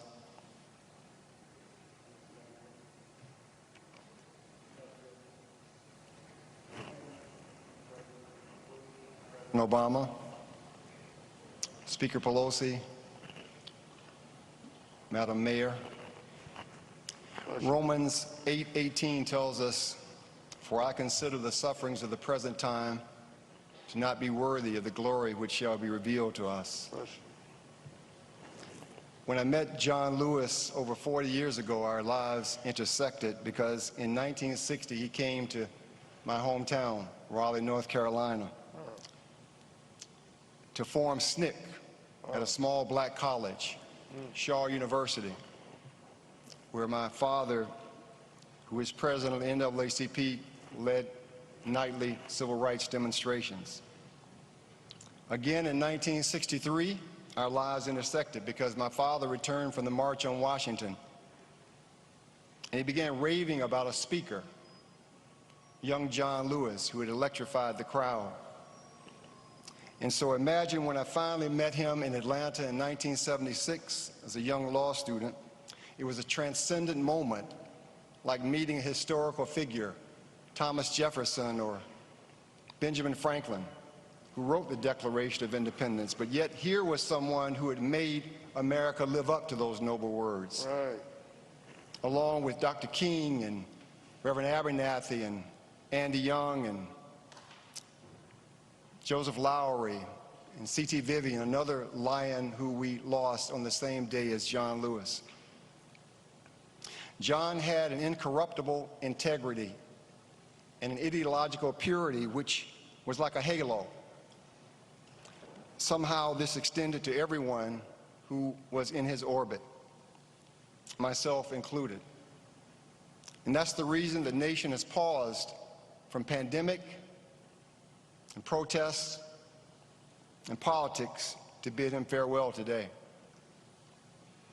Virtually every news organization has hailed John as a civil rights hero.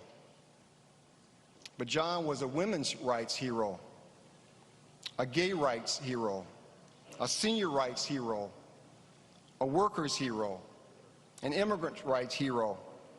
John wasn't on the right side of history. History was on the right side of John Lewis.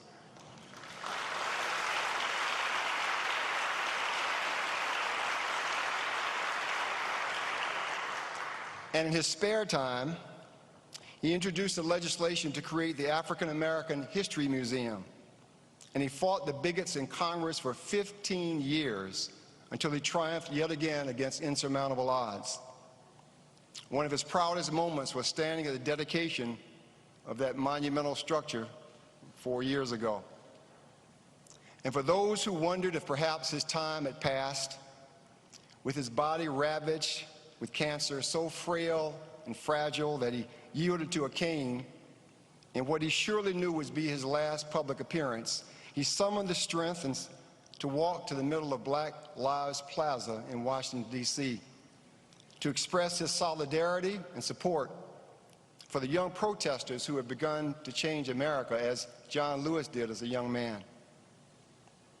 They say that the victors write history, and so I declare today that the history of the 20th century, as it is written, John Lewis will stand beside Gandhi and King and Mandela as one of the great transformative freedom fighters of humankind.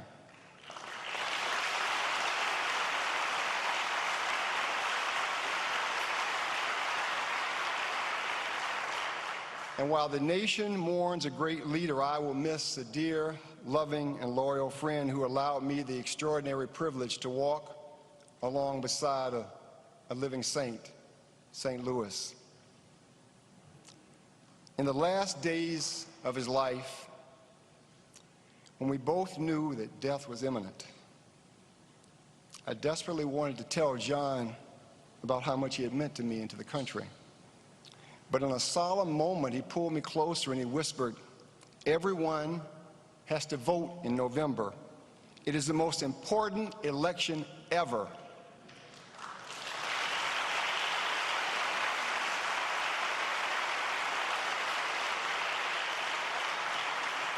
And I promised him that with every fiber in my body, I would tell everyone, if you truly want to honor this humble hero, make sure that you vote.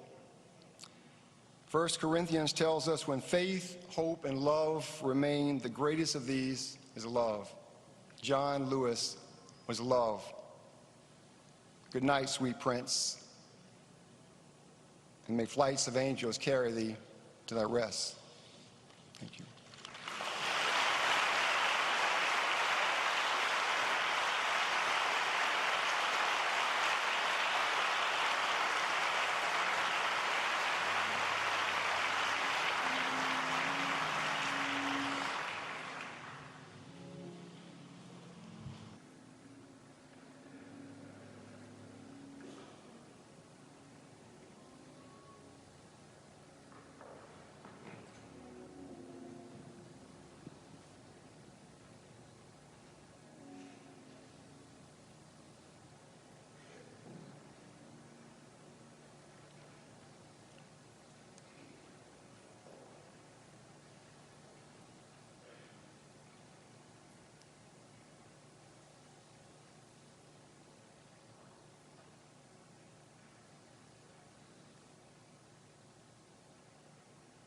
Good afternoon. I have on two masks because I have Mr. Lewis's voice in my head, and he would say, "Be particular." My name is Jamila Thompson, and on the behalf of the staff, I would like to thank John Miles and the entire Lewis family for the honor and the privilege of sharing the Congressman and Mrs. Lewis, who was his partner in life and in public service with generations of the staff for the last 33 years in the celebration of his life and his legacy.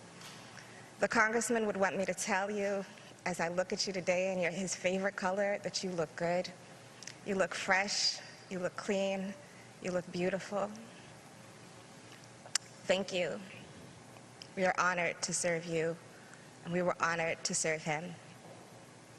We would also like to express our sincere and our great appreciation to the Speaker of the House of Representatives, the Majority Leader, the Majority Whip, the Clerk of the House of Representatives, the Office of Employee Assistance, the Congressional Black Caucus, and all of your amazing staff for your patience and your guidance during this very difficult time. People always ask us, what was it like to work for Congressman Lewis? What was he like up close? What was he like in real life? And it is too difficult to explain, so our answer was always the same. He's just as you may imagine, but better, and that no day was ever the same. What you know about the congressman is true. He was a gentleman. He was truly of the people and a peaceful soul. When he came into the office every single day, he would greet every staffer, every fellow, every intern with a good morning, sir, a good morning, ma'am. He would end every request, every successful speech, every successful bill, every hearing, every markup with, thank you, young brother, thank you, sister, thank you, my child, or my dear. As staff, we felt it was our duty to create and maintain a space where the congressman could be completely and wholly himself. In college, we often say that there's the freshman 15 that you gain a little bit around. Well, in our office, there was the John Lewis 20. Because he and Michael would bring in lunch and far, far too often dessert, because some cake or some pie or some brownie would be calling out to them in the grocery store, and they would want everyone to come together and sit down and share a meal. We were a little family, a little enclave. A lot of drama, a lot of fun, and so much love. He broke down those work barriers, and he welcomed our parents, our spouses, our children, our grandchildren, our nieces and nephews, our godchildren, and our friends into the circle, making them fall equally in awe of his greatness. Sometimes the world got a little glimpse of our nest during these impromptu gatherings, and certain videos may go viral. Well, we were like a well-oiled machine when it came to policy and casework. Although we were like that in public, he enjoyed stirring things up in the office. You might call him a little bit of an instigator. He would get us in trouble with Michael, try and corner us with questions, and stir things up. And with time, you knew not to take the bait. And you would learn to say, oh no, Congressman, you're not going to get me today. And he would laugh. I think that that's what I'm going to miss the most. I'm going to miss his laugh. And not the one that you see on television, but the one where he would be sitting back and shooting the wind, and he would throw back his head, and he would just laugh from his heart, from his belly, from his soul. So many workers are often taught to be invisible, but with Mr. Lewis, he always saw you and made you feel special and worthy. Dr. King and Rosa Parks spent time with him as a teenager, and it changed the course of his life. So I believe that he spent every waking moment paying it forward. He could be absolutely exhausted, but still take one more picture, spend one more moment, especially with young people. This meant that we were always, always, always behind schedule. So the very first lesson in staffing the congressman was to learn to operate on John Lewis time, which translates into late, but trusting that it would always work out. As he told everyone, he could outwalk the entire staff. And so our duty was to keep up. When it was time to move, we did. But when it was time to be present, and the congressman needed a little bit of quiet, we would try to create that space. He would slow down to appreciate and absorb the majesty of the moment for his own mental archives.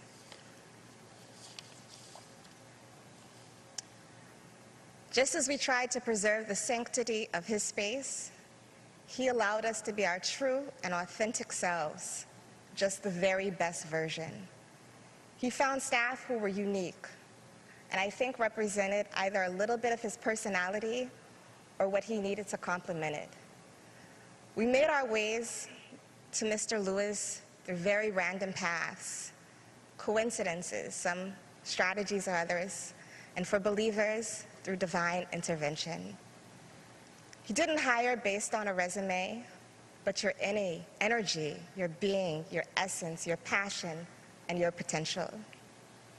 We were a medley group of musicians, air traffic controllers, photographers, dancers, social workers, entertainers, artists, historians, and every once in a while an actual lawyer or a political scientist.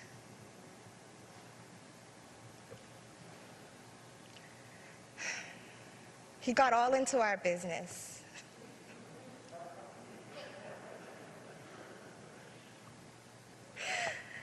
And was there in spirit or in person for the big moments. In the same way that he always took a call from Mrs. Lewis or John Miles, he let us drop everything in a family emergency.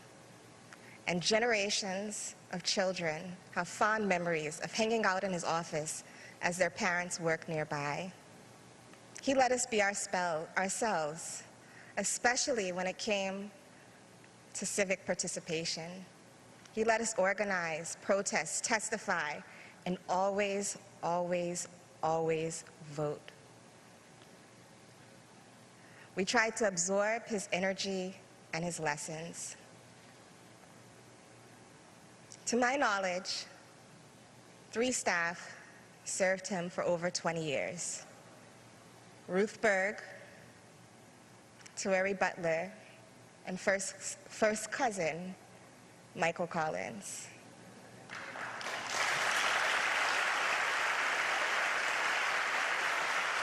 May you please stand.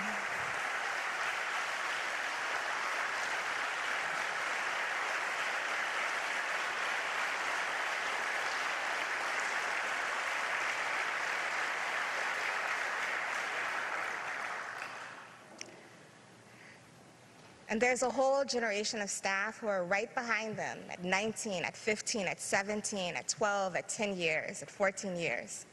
Ruth Riley, Brenda Jones, Jared McKinley, Rochelle O'Neill. And then there are the staffers who could never really leave, like Linda Chastain and Jacob Gillison, whom he kept pulling back in as friends and confidants. Although some of you and some people moved on, you couldn't really, because his spirit was in you forever. His voice is always in our head. Be kind, be mindful, be particular. Make it plain, make it simple, make it sing.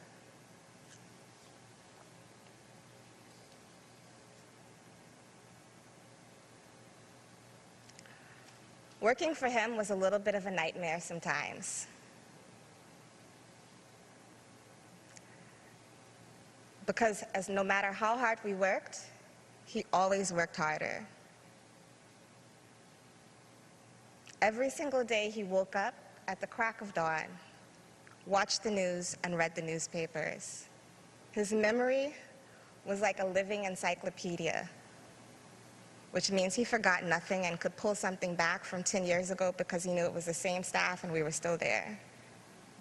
He expected us to be informed with facts from primary sources, not hearsay. And when he walked into the office, he would ask what constituents were calling and writing about and add that information to his endless archives.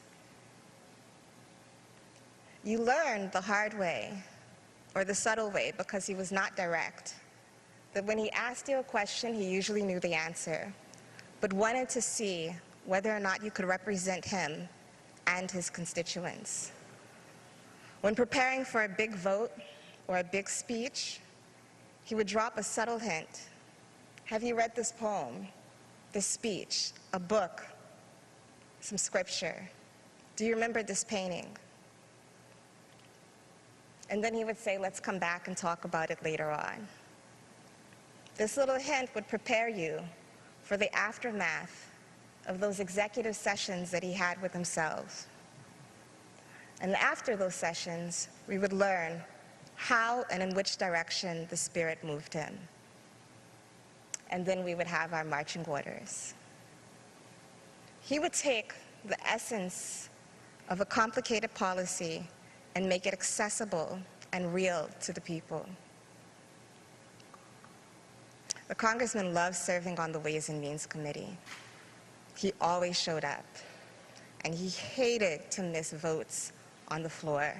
Let me say that again. He could not stand to miss votes. The voice messages I have from him about the votes that he was about to miss are still on my phone to this day.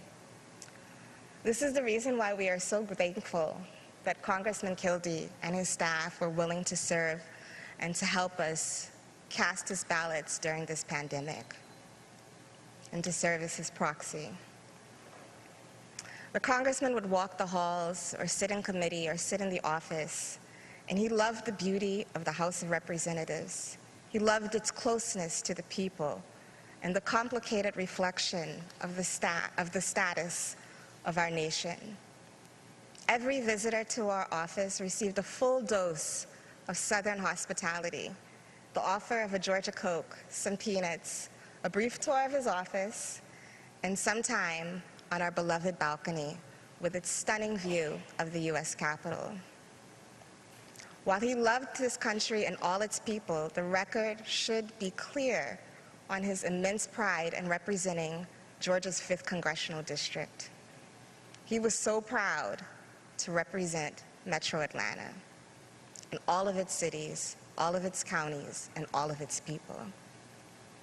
He was on a mission to serve, to make them feel heard, respected, and represented, regardless of where they fell on the political spectrum.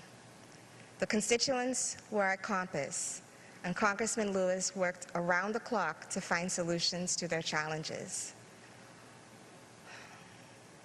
When it came to public service and public policy, his name did not need to be on the headlines or on the front lines. It was the action and the results that mattered.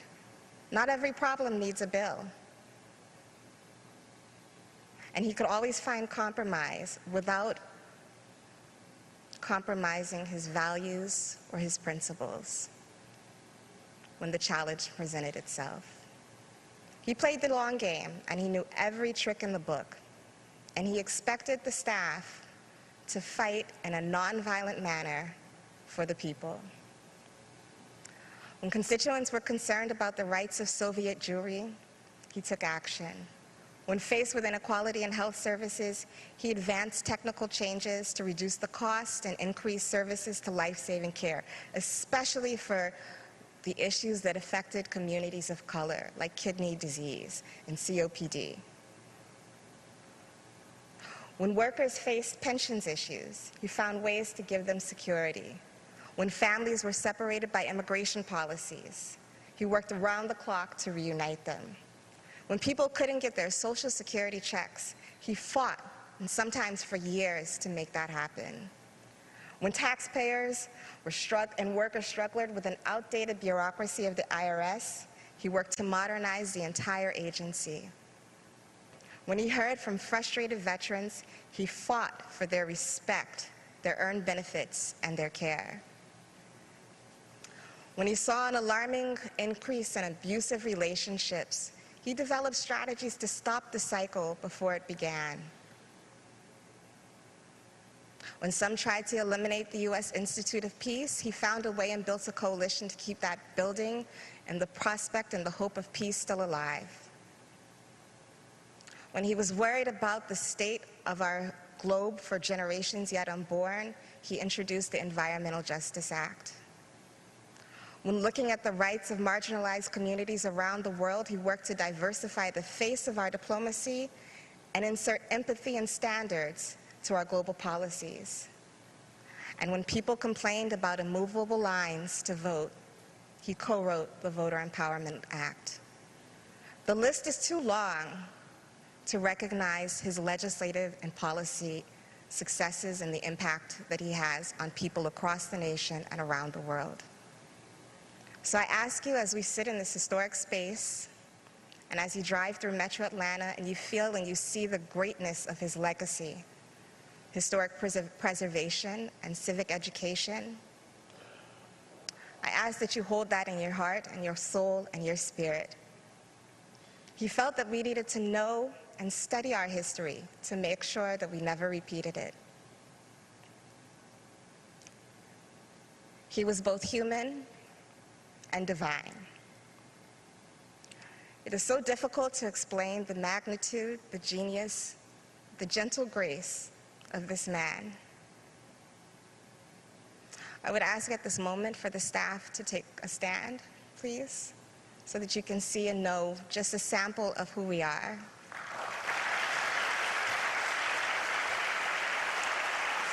Former staff.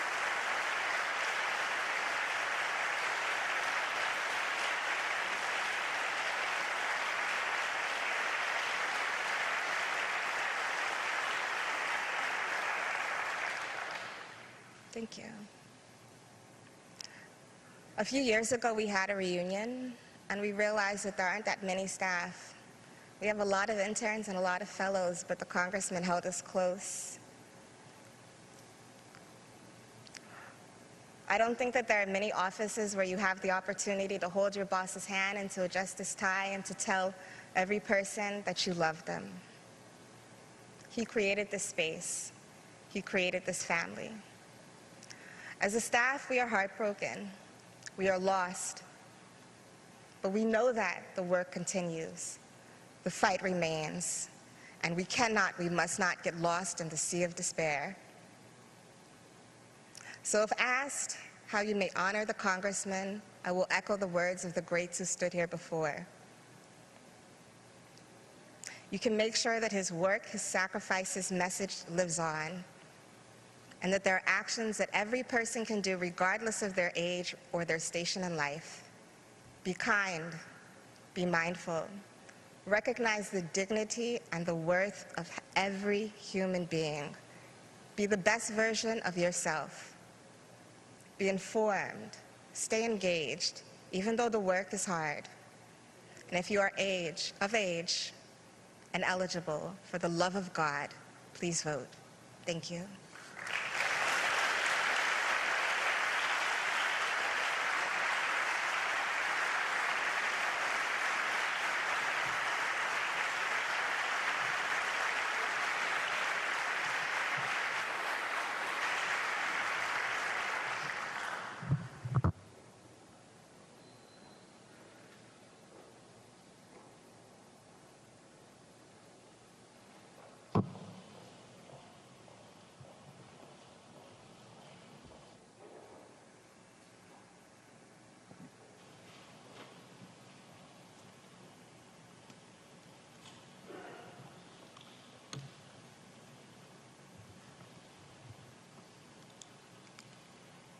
Good afternoon, everyone. My name is Sheila O'Brien, and I am the sixth niece of Congressman John Lewis. To each distinguished guest, member of clergy, family, and friends, on behalf of the Lewis family, we would like to say thank you from the very depths of our hearts for the outpour of love, support, words of encouragement, and prayer. The honor, the respect, the camaraderie that has been bestowed upon the Lewis family will never be forgotten. We would also like to take this opportunity to give a heartfelt thanks to the Chief of Staff, Michael Collins, who has now become first cousin, and to each staff member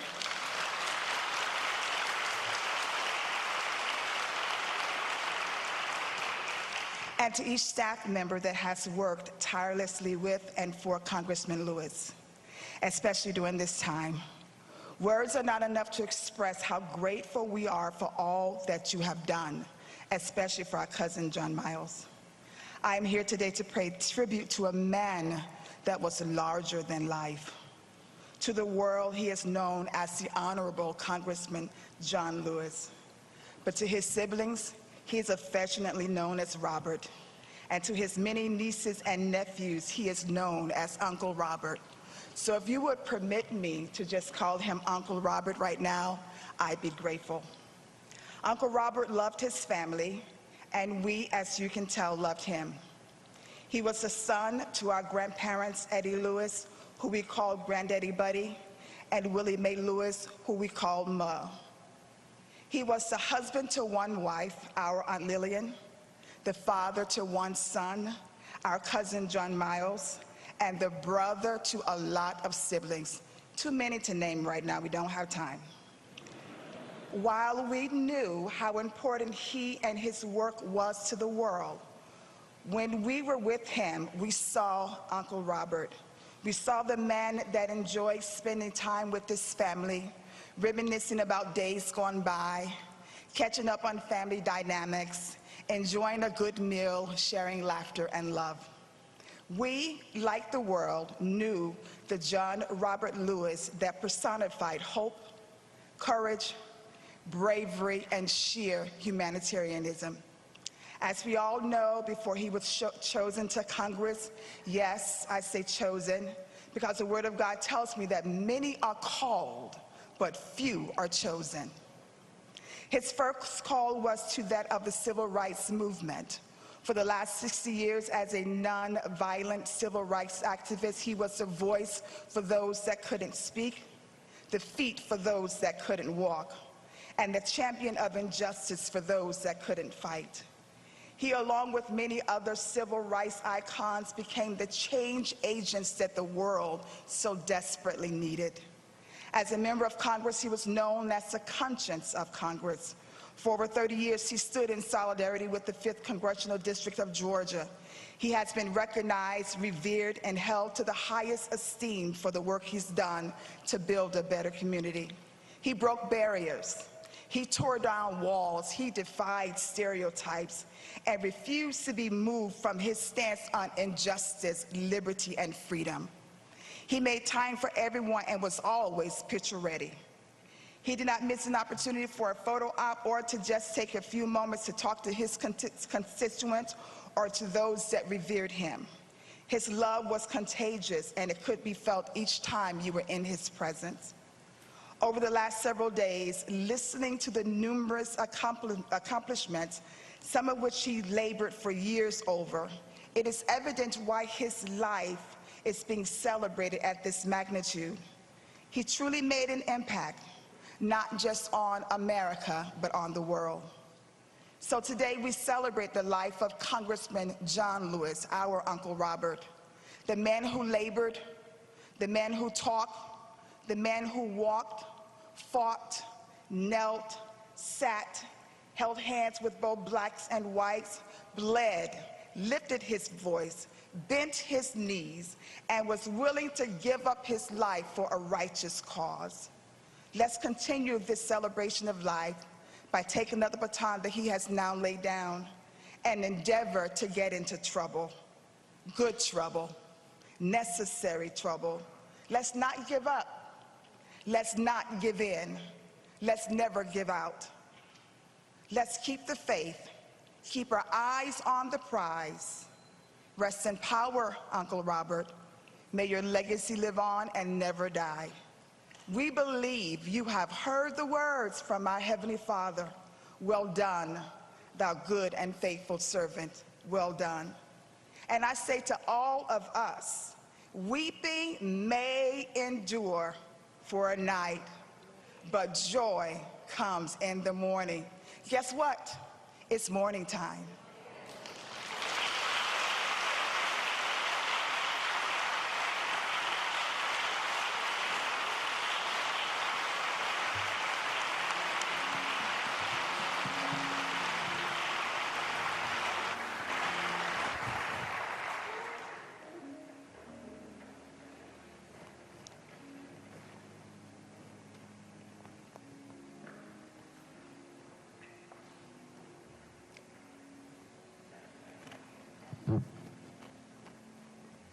A few years ago, Congressman John Lewis attended the inauguration of an American president. And although he had seen many presidents, he made a beeline to this president.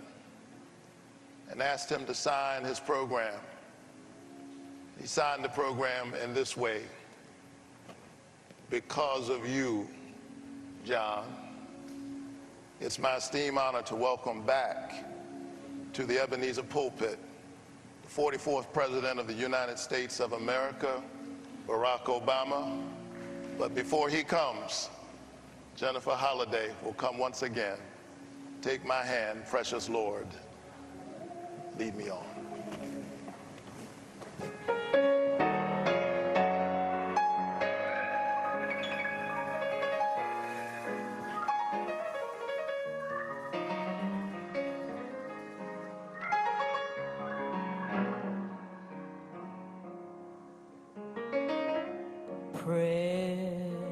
Precious Lord,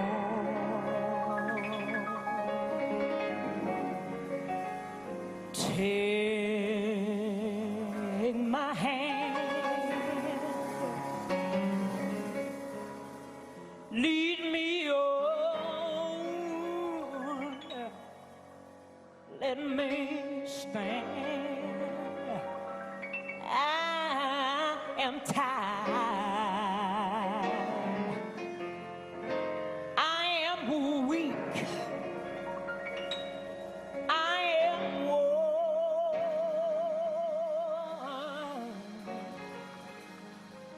through the storm,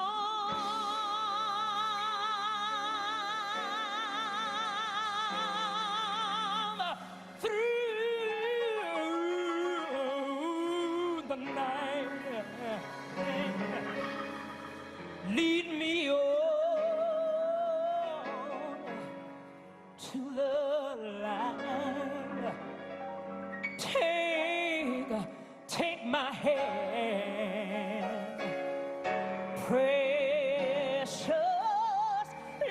Lord, and lead me on home.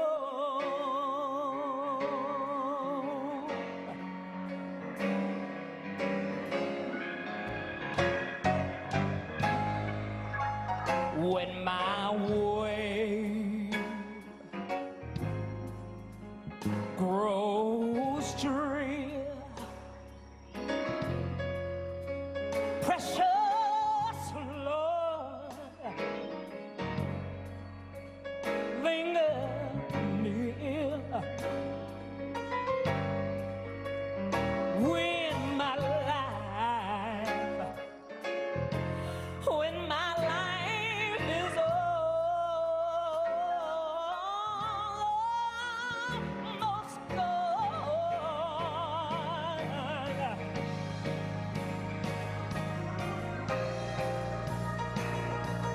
hear my cry, oh, hear my call.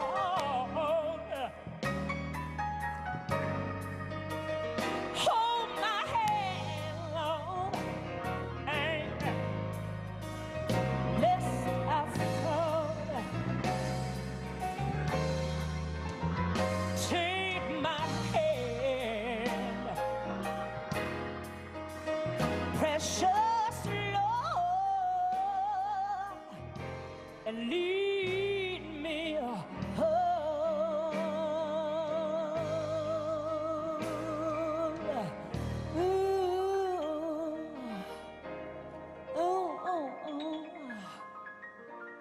When the darkness appears and the night draws near and the day has passed and gone.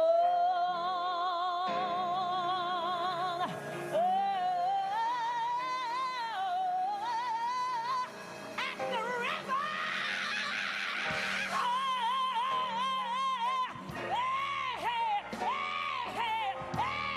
at the river I stand.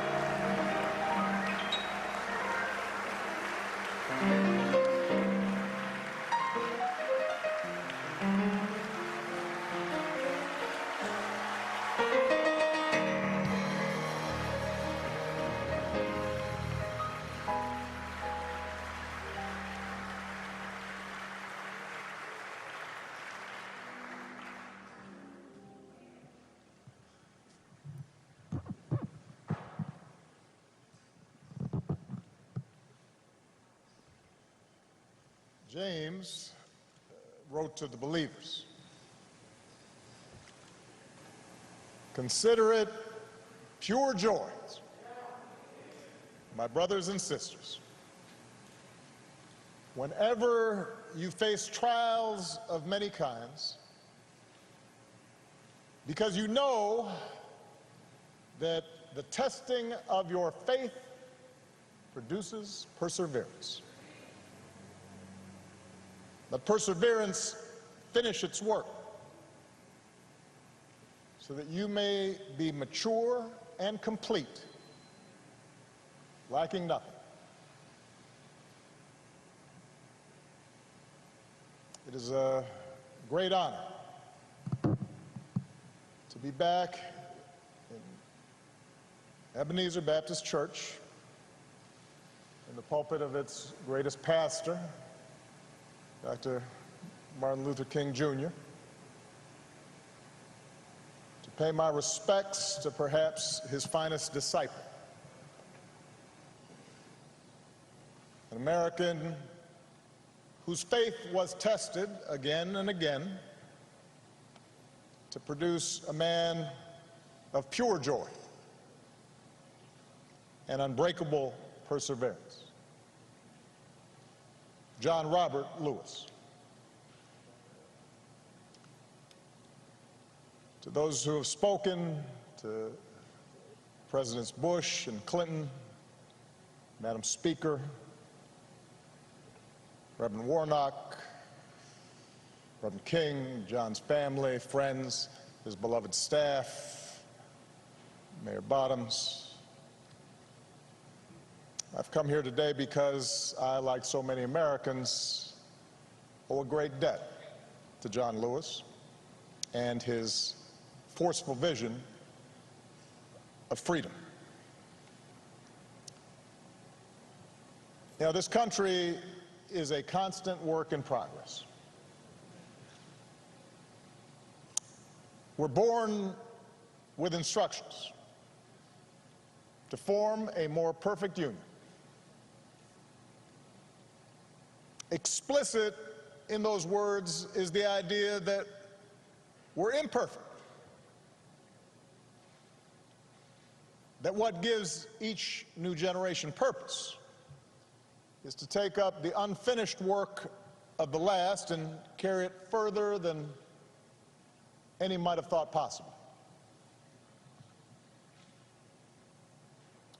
John Lewis, first of the Freedom Riders, head of the Student Nonviolent Coordinating Committee, youngest speaker at the March on Washington, leader of the march from Selma to Montgomery, member of Congress representing the people of this state and this district for 33 years, mentor to young people, including me at the time,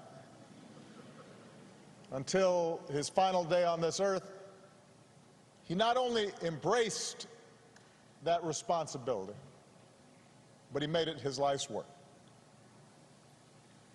which isn't bad for a boy from Troy. John was born into modest means. That means he was poor.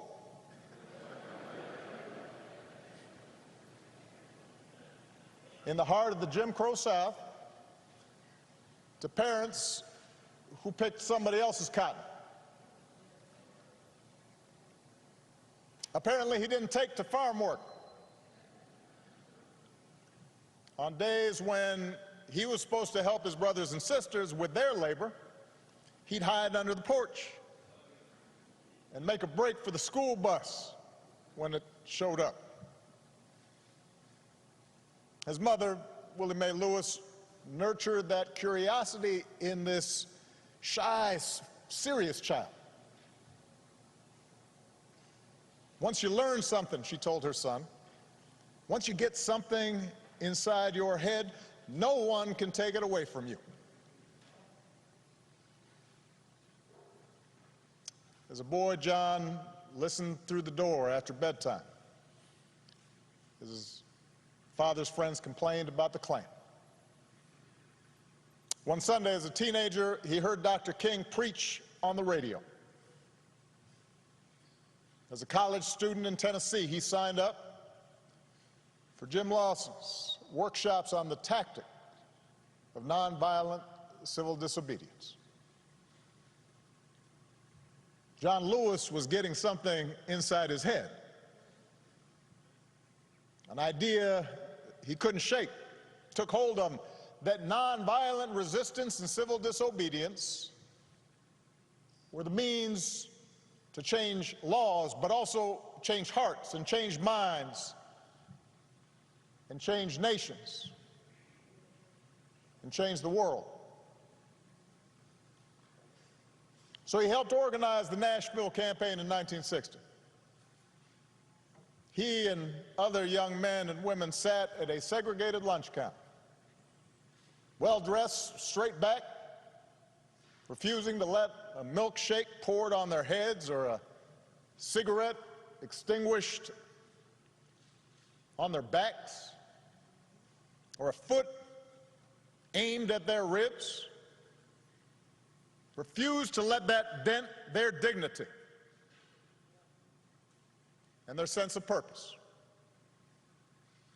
And after a few months, the Nashville campaign achieved the first successful desegregation of public facilities in any major city in the South.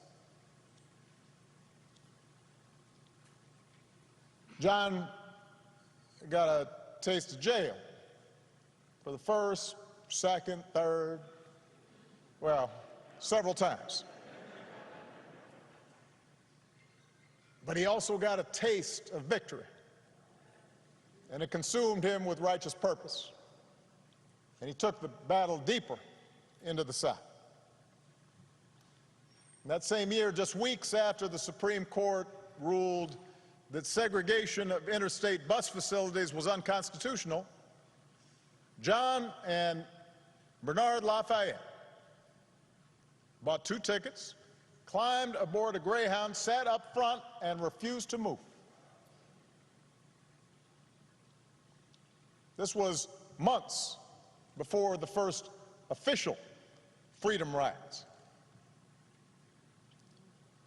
He was doing a test. Trip was unsanctioned. Few knew what they were up to. And at every stop through the night, apparently, the angry driver stormed out of the bus and into the bus station. And John and Bernard had no idea what he might come back with or who he might come back with.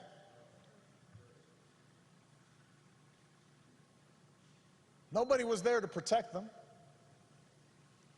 There were no camera crews to record events.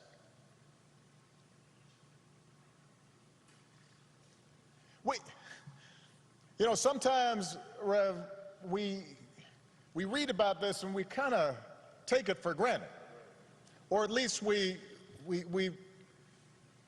act as if it was inevitable. Imagine the courage of 2 people Malia's age, younger than my oldest daughter, on their own,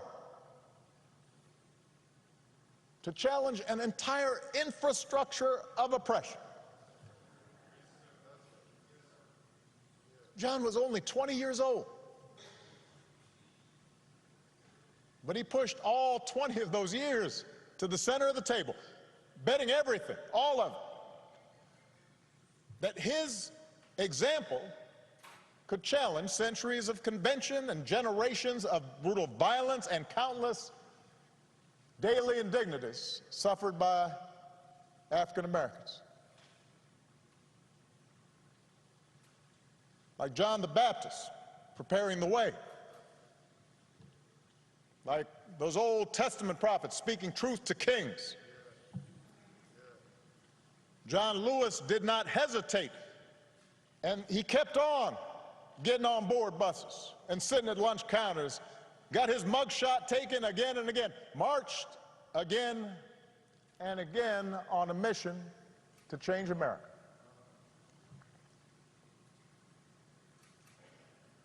Spoke to 250,000 people at the March on Washington when he was just 23. Helped organize the Freedom Summer in Mississippi when he was just 24. At the ripe old age of 25, John was asked to lead the march from Selma to Montgomery. He was warned that Governor Wallace had ordered troopers to use violence. But he and Hosea Williams and others led them across that bridge anyway. And we've all seen the film and the footage and the photographs. President Clinton mentioned the trench coat, the knapsack, the book to read, the apple to eat, the toothbrush. Apparently, jails weren't big on such creature comforts.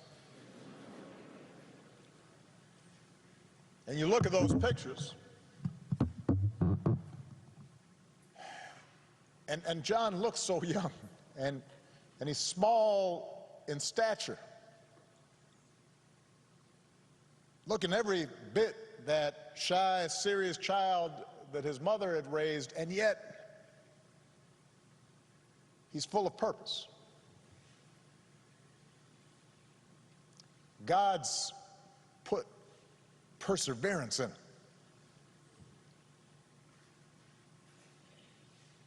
And we know what happened to the marchers that day. Their bones were cracked by billy clubs, their eyes and lungs choked with tear gas. They knelt to pray, which made their heads easier targets. And John was struck in the skull, and he thought he was going to die. Surrounded by the sight of young Americans gagging and bleeding and trampled. Victims in their own country of state-sponsored violence. And the thing is, I imagine initially that day, the troopers thought they'd won the battle.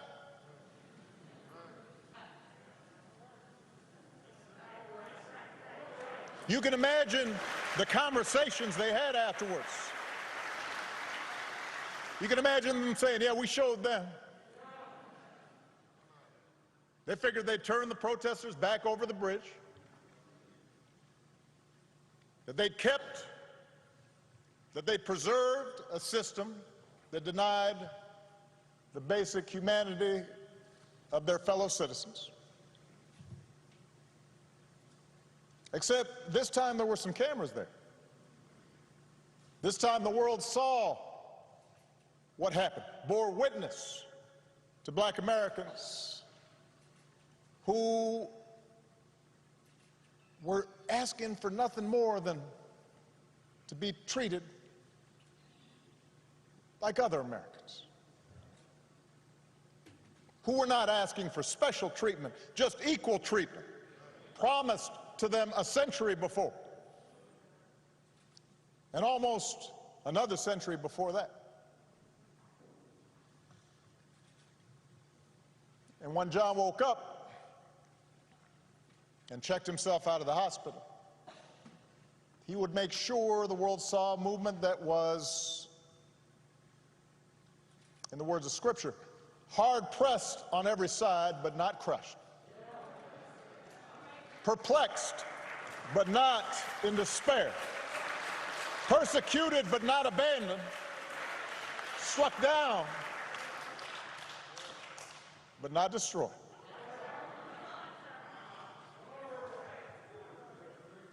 So he returned to Brown Chapel, a battered prophet, bandages around his head.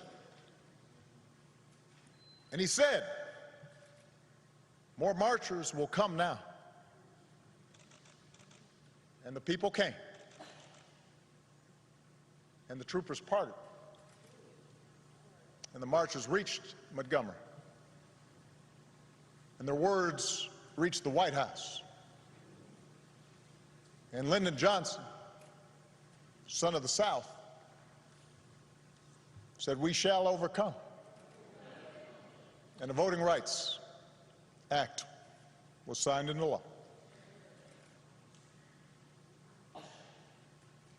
The life of John Lewis was in so many ways exceptional. It vindicated the faith in our founding, redeemed that faith. That most American of ideas, the idea that any of us, ordinary people without rank or wealth or title or fame,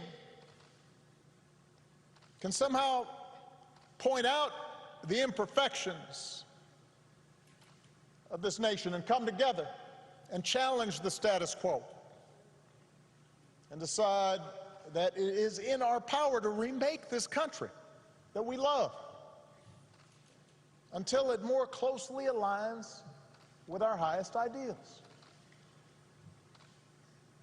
What a radical idea. What a revolutionary notion, this idea that any of us, ordinary people, a young kid from Troy, can stand up to the powers and principalities and say, "No, this isn't right, this isn't true, this isn't just. We can do better." On the battlefield of justice, Americans like John, Americans like Reverends Lowry and C.T. Vivian, two other patriots that we lost this year, liberated all of us that many Americans came to take for granted. America was built by people like them. America was built by John Lewis's.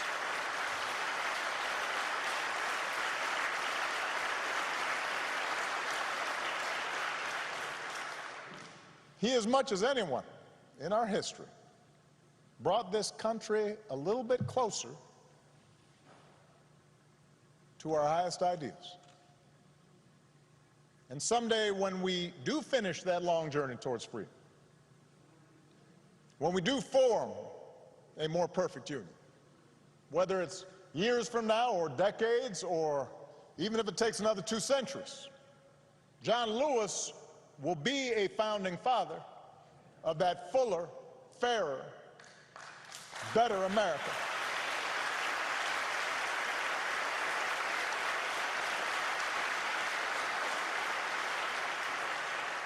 And yet, as exceptional as John was, here's the thing: John never believed that what he did was more than any citizen of this country can do. I mentioned in the statement the day John passed,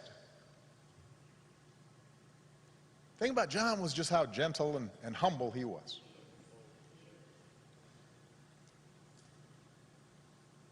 And despite this storied, remarkable career, he treated everyone with kindness and respect because it was innate to him, this idea that any of us can do what he did if we're willing to persevere. He believed that in all of us there exists the capacity for great courage. That in all of us there's a longing to do what's right. That in all of us there's a willingness to love all people and to extend to them their God-given rights to dignity and respect.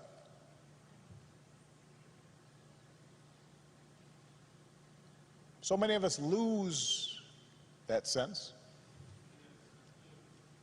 It's taught out of us. We start feeling as if, in fact, we can't afford to extend kindness or decency to other people. That we're better off if we're above other people and looking down on them. And so often that's encouraged in our culture. But John always said, he always saw the best in us.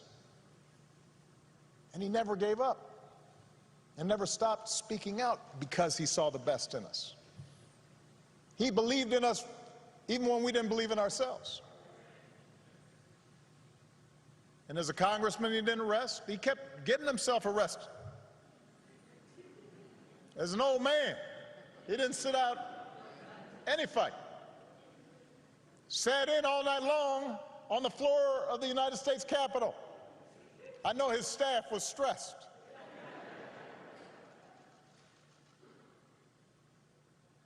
But the testing of his faith produced perseverance. He knew that the march is not over, that the race is not yet won, that we have not yet reached that blessed destination where we are judged by the content of our character. He knew from his own life that progress is fragile, that we have to be vigilant against the darker currents of this country's history, of our own history, with their whirlpools of violence and hatred and despair that can always rise again. Bull Connor may be gone, but today we witness with our own eyes police officers kneeling on the necks of black Americans. George Wallace may be gone, but we can witness our federal government sending agents to use tear gas and batons against peaceful demonstrators.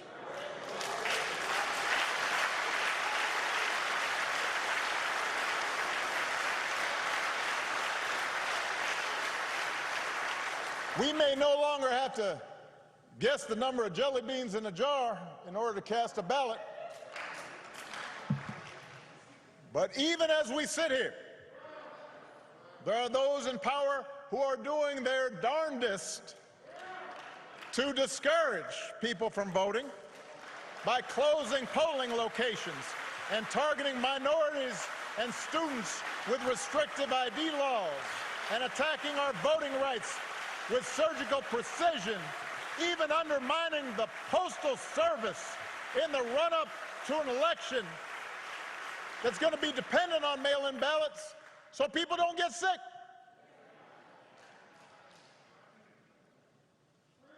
Now, I know this is a celebration of John's life. There are some who might say we shouldn't dwell on such things. But that's why I'm talking about it. John Lewis devoted his time on this earth fighting the very attacks on democracy and what's best in America that we're seeing circulate right now.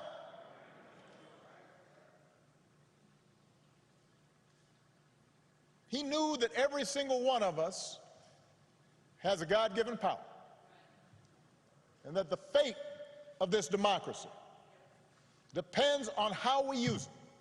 That democracy isn't automatic. It has to be nurtured. It has to be tended to.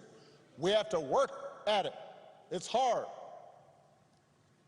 And so he knew that it depends on whether we summon a measure, just a measure of John's moral courage to question what's right and what's wrong and call things as they are. He said that as long as he had a breath in his body, he would do everything he could to preserve this democracy. And as long as we have breath in our bodies, we have to continue his cause. If we want our children to grow up in a democracy, not just with elections, but a true democracy, a representative democracy,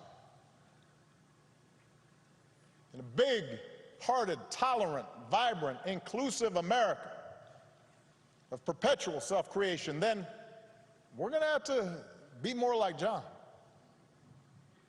We don't have to do all the things he had to do because he did them for us. But we got to do something. As the Lord instructed Paul, do not be afraid. Go on speaking. Do not be silent, for I am with you. And no one will attack you to harm you, for I have many in this city who are my people. It's just, everybody's got to come out and vote. We got all those people in the city, but they can't do nothing. Like John, we've got to keep getting into that good trouble. He knew that nonviolent protest is patriotic, a way to raise public awareness and put a spotlight on injustice and make the powers that be uncomfortable. Like John, we don't have to choose between protests and politics. It's not an either-or situation. It's a both-and situation. We have to engage in protests where that's effective, but we also have to translate our passion and our causes into laws, institutional practices. That's why John ran for Congress 34 years ago. Like John, we've got to fight even harder for the most powerful tool that we have, which is the right to vote. The Voting Rights Act is one of the crowning achievements of our democracy. It's why John crossed that bridge. It's why he spilled his blood. And by the way, it was the result of Democratic and Republican efforts. President Bush, who spoke here earlier, and his father signed its renewal when they were in office.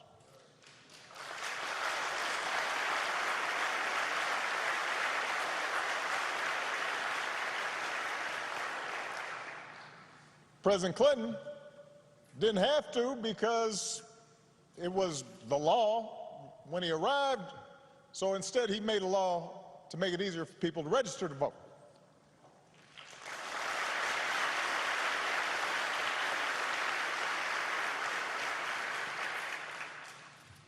But once the Supreme Court weakened the Voting Rights Act, some state legislators unleashed a flood of laws designed specifically to make voting harder, especially, by the way, state legislators where there's a lot of minority turnout and population growth. That's not necessarily a mystery or an accident.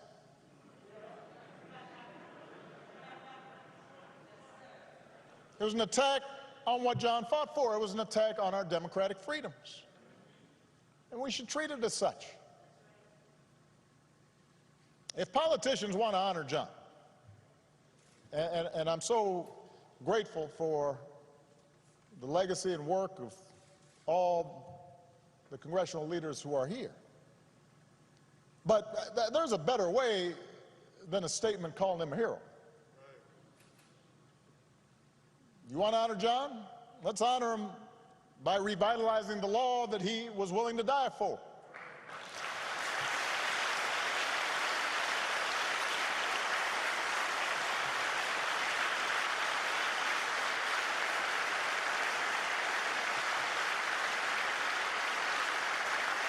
And by the way,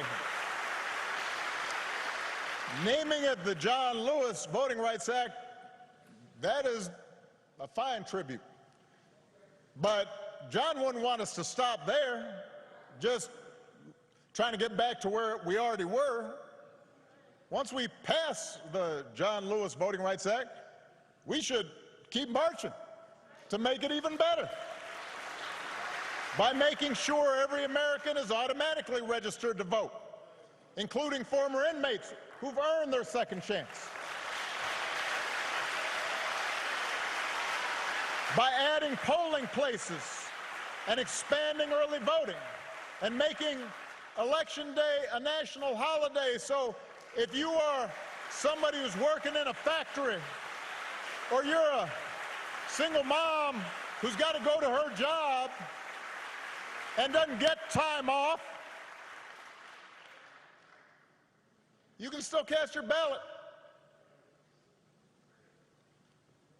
by guaranteeing that every American citizen has equal representation in our government, including the American citizens who live in Washington, D.C. and in Puerto Rico. They're Americans.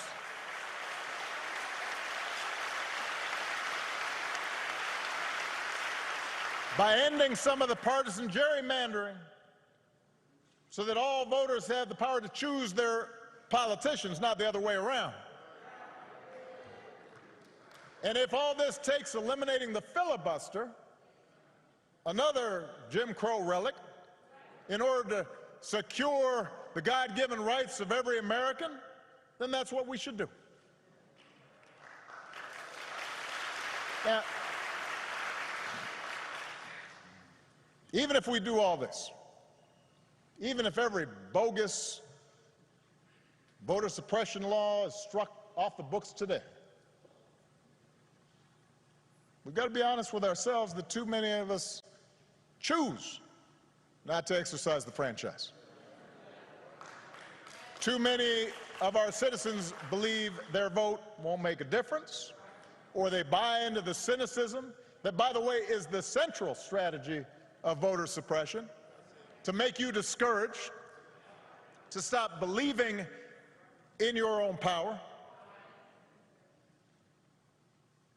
So we're also going to have to remember what John said. If you don't do everything you can do to change things, then they will remain the same. You only pass this way once. You have to give it all you have. As long as young people are protesting in the streets, hoping real change takes hold, I'm hopeful, but we can't casually abandon them at the ballot box. Not when few elections have been as urgent on so many levels as this one. We can't treat voting as an errand to run if we have some time. We have to treat it as the most important action we can take on behalf of democracy. And like John, we have to give it all we have.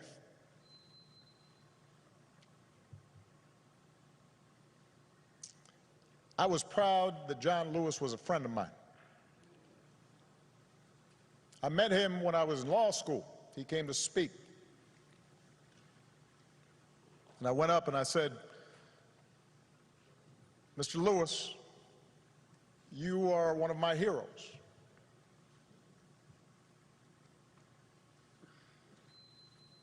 What inspired me more than anything as a young man was to see what you and Reverend Lawson,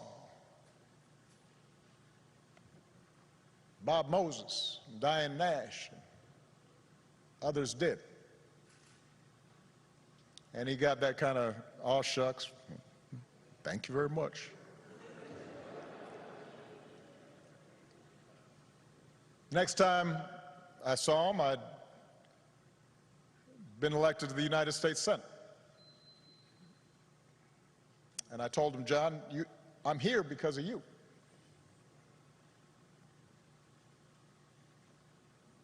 And on Inauguration Day in 2009,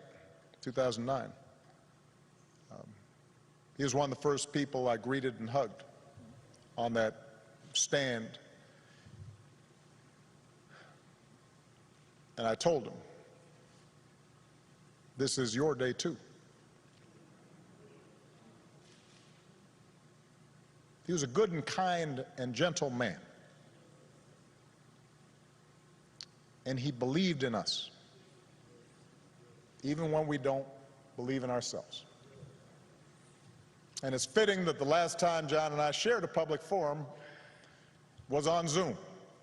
And I'm pretty sure neither he nor I set up the Zoom call because we didn't know how to work it.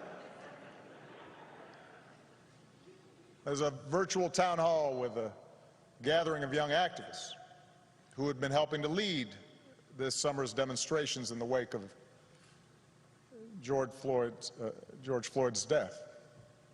And afterwards, I spoke to John privately, and he could not have been prouder to see this new generation of activists standing up for freedom and equality, a new generation that was intent on voting and protecting the right to vote, in some cases a new generation running for political office. And I told him, all those young people, John, of every race and every religion, from every background and gender and sexual orientation, John, those are your children. They learned from your example, even if they didn't always know it. They had understood through him what American citizenship requires, even if they'd only heard about his courage through the history books. By the thousands, faceless, anonymous, relentless young people, black and white, have taken our whole nation back to those great wells of democracy which were dug deep by the founding fathers in the formulation of the Constitution and the Declaration of Independence. Dr. King said that in the 1960s, and it came true again this summer.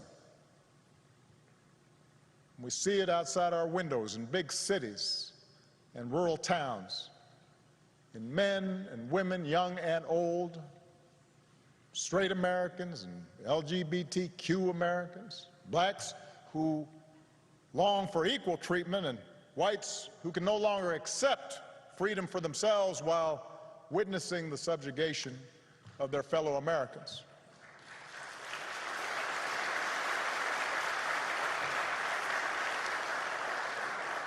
We see it in everybody doing the hard work of overcoming complacency, of overcoming our own fears and our own prejudices, our own hatreds. You see it in people trying to be better, truer versions of ourselves. And that's what John Lewis teaches us. That's where real courage comes from. Not from turning on each other, but by turning towards one another. Not by sowing hatred and division, but by spreading love and truth. Not by avoiding our responsibilities to create a better America and a better world, but by embracing those responsibilities with joy and perseverance, and discovering that in our beloved community, we do not walk alone. What a gift John Lewis was. We are all so lucky to have had him walk with us for a while and show us the way. God bless you all. God bless America. God bless this gentle soul who pulled it closer to its promise. Thank you very much.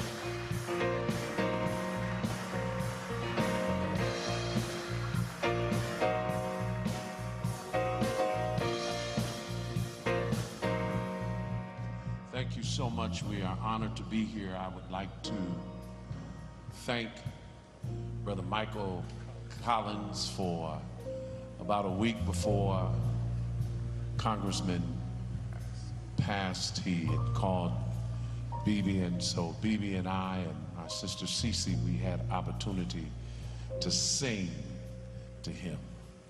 And one of the songs, we sang songs differently, but the one song I'd like for everyone that would just join in with me and say, we shall overcome. We shall overcome. We shall overcome someday.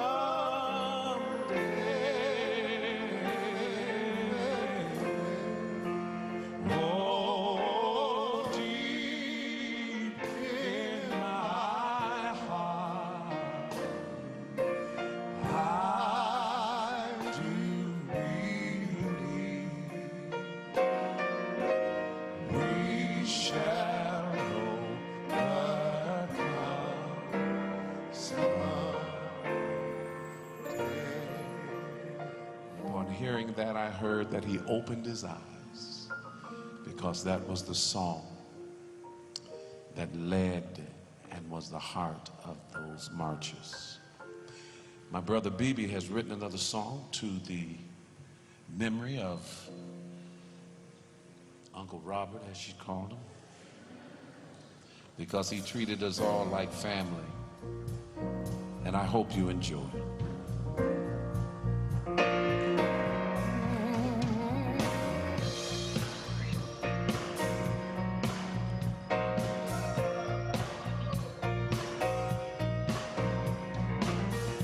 Born in Troy, Alabama.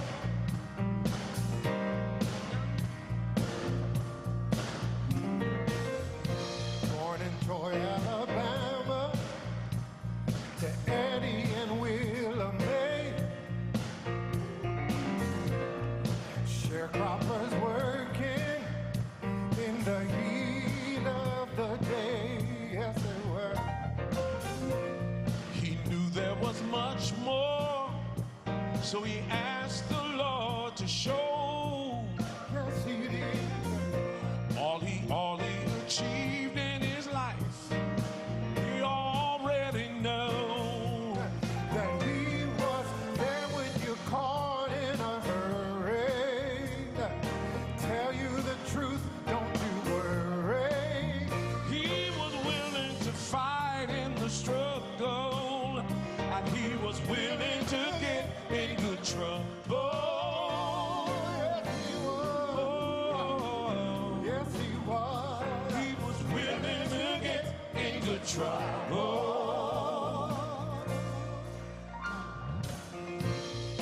He took on the wrong of this world, like civil and voting rights.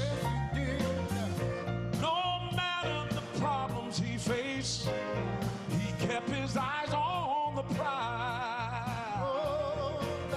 And then he learned to walk by faith and believe God until the end. Yes, he did. And knew we would overcome. And love is gonna win. He was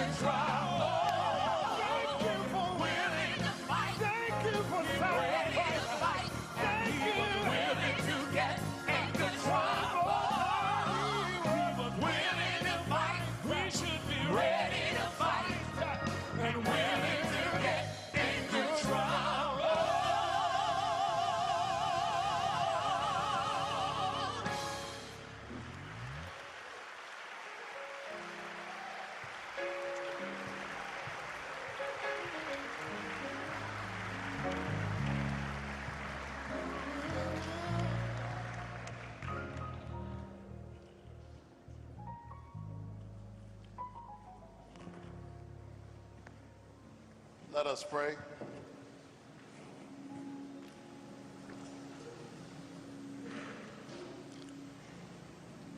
And when he shall die, take him and cut him into stars. He shall make the face of heaven so fine that all the world will grow in love with night and pay no worship to the garish sun. Gracious and loving God, we commend into your safety the soul of your son, John Robert Lewis. You've seen the affidavit of his deeds. Yes, he stayed in trouble. Good trouble. Necessary trouble. He fought the good fight. He finished his course. He kept the faith. And now henceforth is laid up for him a crown of righteousness. But not only to him, but to all those who love God's appearing.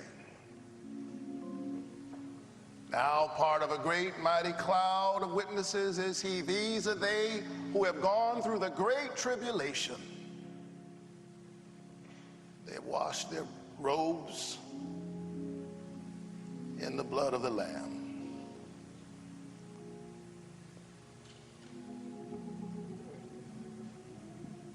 The angels rejoice because he has been vindicated by history. His deeds etched into eternity, and his soul received into your glory. In the name of the God who loves us into freedom and frees us into loving, through Jesus Christ our Lord we pray. Amen.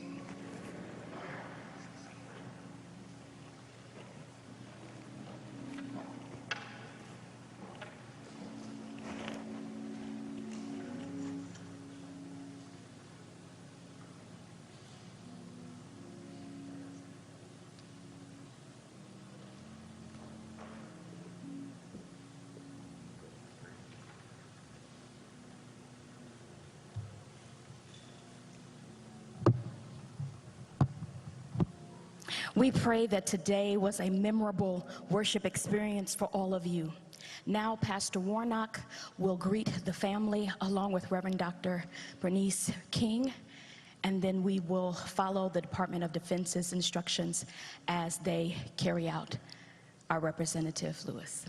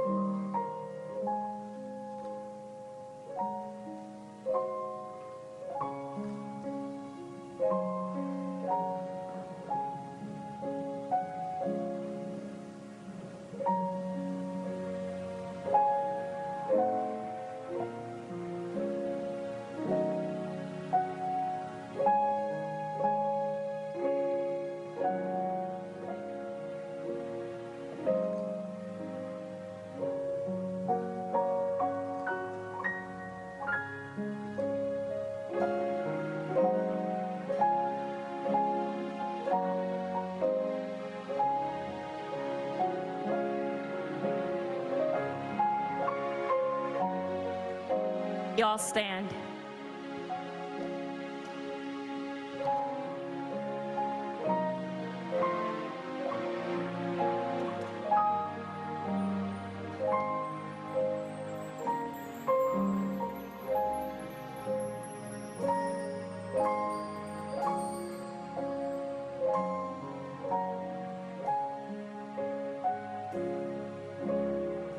The family may remain seated. Thank you.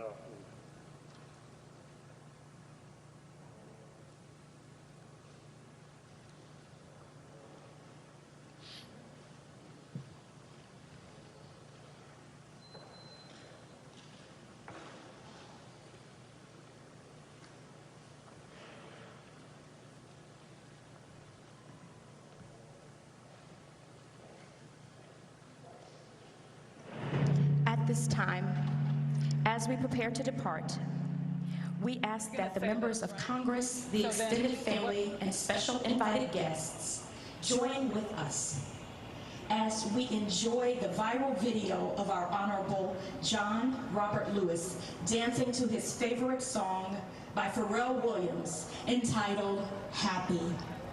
This is an opportunity for all of us to enjoy this worship experience and to join in and dance with him and clap along if you feel like a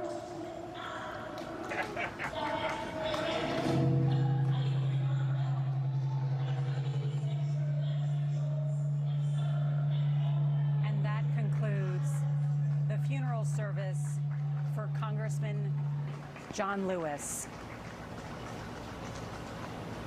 in what might be the most powerful, one of the most powerful events I've ever witnessed, a memorial that was also about an effort to revitalize a movement and to encourage people to vote in this election as a tribute to John Lewis and all that he fought for the 45 times that he was arrested, for the time that his skull was fractured and that he was badly beaten in an effort to enfranchise millions and millions of voters, particularly African Americans and minorities. The body of John Lewis will now head to Southview Cemetery for burial. This is the same cemetery where his wife of more than 40 years is buried. And Lewis will receive military honors. A 7-member firing party will complete a 3-volley salute. There will be a bugler playing taps, and Lewis's family will receive the American flag that has been covering his casket. I want to bring in our CBS This Morning Saturday co-host, Michelle Miller, who has been covering all 6 days of these tributes to Lewis, not only from his home in Alabama, but to Washington, D.C., and now here in Georgia, which he represented in Congress for more than 30 years. And Michelle, we heard the Reverend pastor of this church saying only John Lewis could bring together 3 former living presidents in a tribute to his life and his legacy. And I have to take a minute to bring into view a tweet that I received. And it wasn't a very kind tweet, but it was this man, John Lewis, our congressman, is receiving the honor that we would bestow presidents. And I had to remind him through a tweet that, yes, there are people who feel as though he is a founding father of this nation in restoring the vote for so many people. That is truly what Barack Obama mentioned. I mean, there were 3 points he made in his eulogy. 1, young people, get out and vote, encouraging everyone to vote this November and not to be discouraged by what he called the cynicism of a movement to suppress their vote.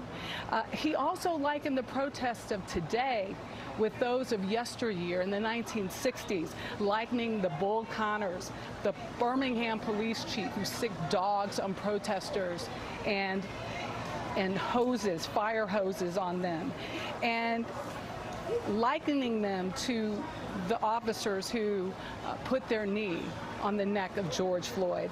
And then finally, he called for the restoration of the Voting Rights Act, the act that he said that John Lewis was willing to die for. And in those 3 ways, he is truly in the moment of capturing so many people here who felt as though, you know, this was the man fighting for them. In fact, I heard someone say, well, our former president just dropped the mic.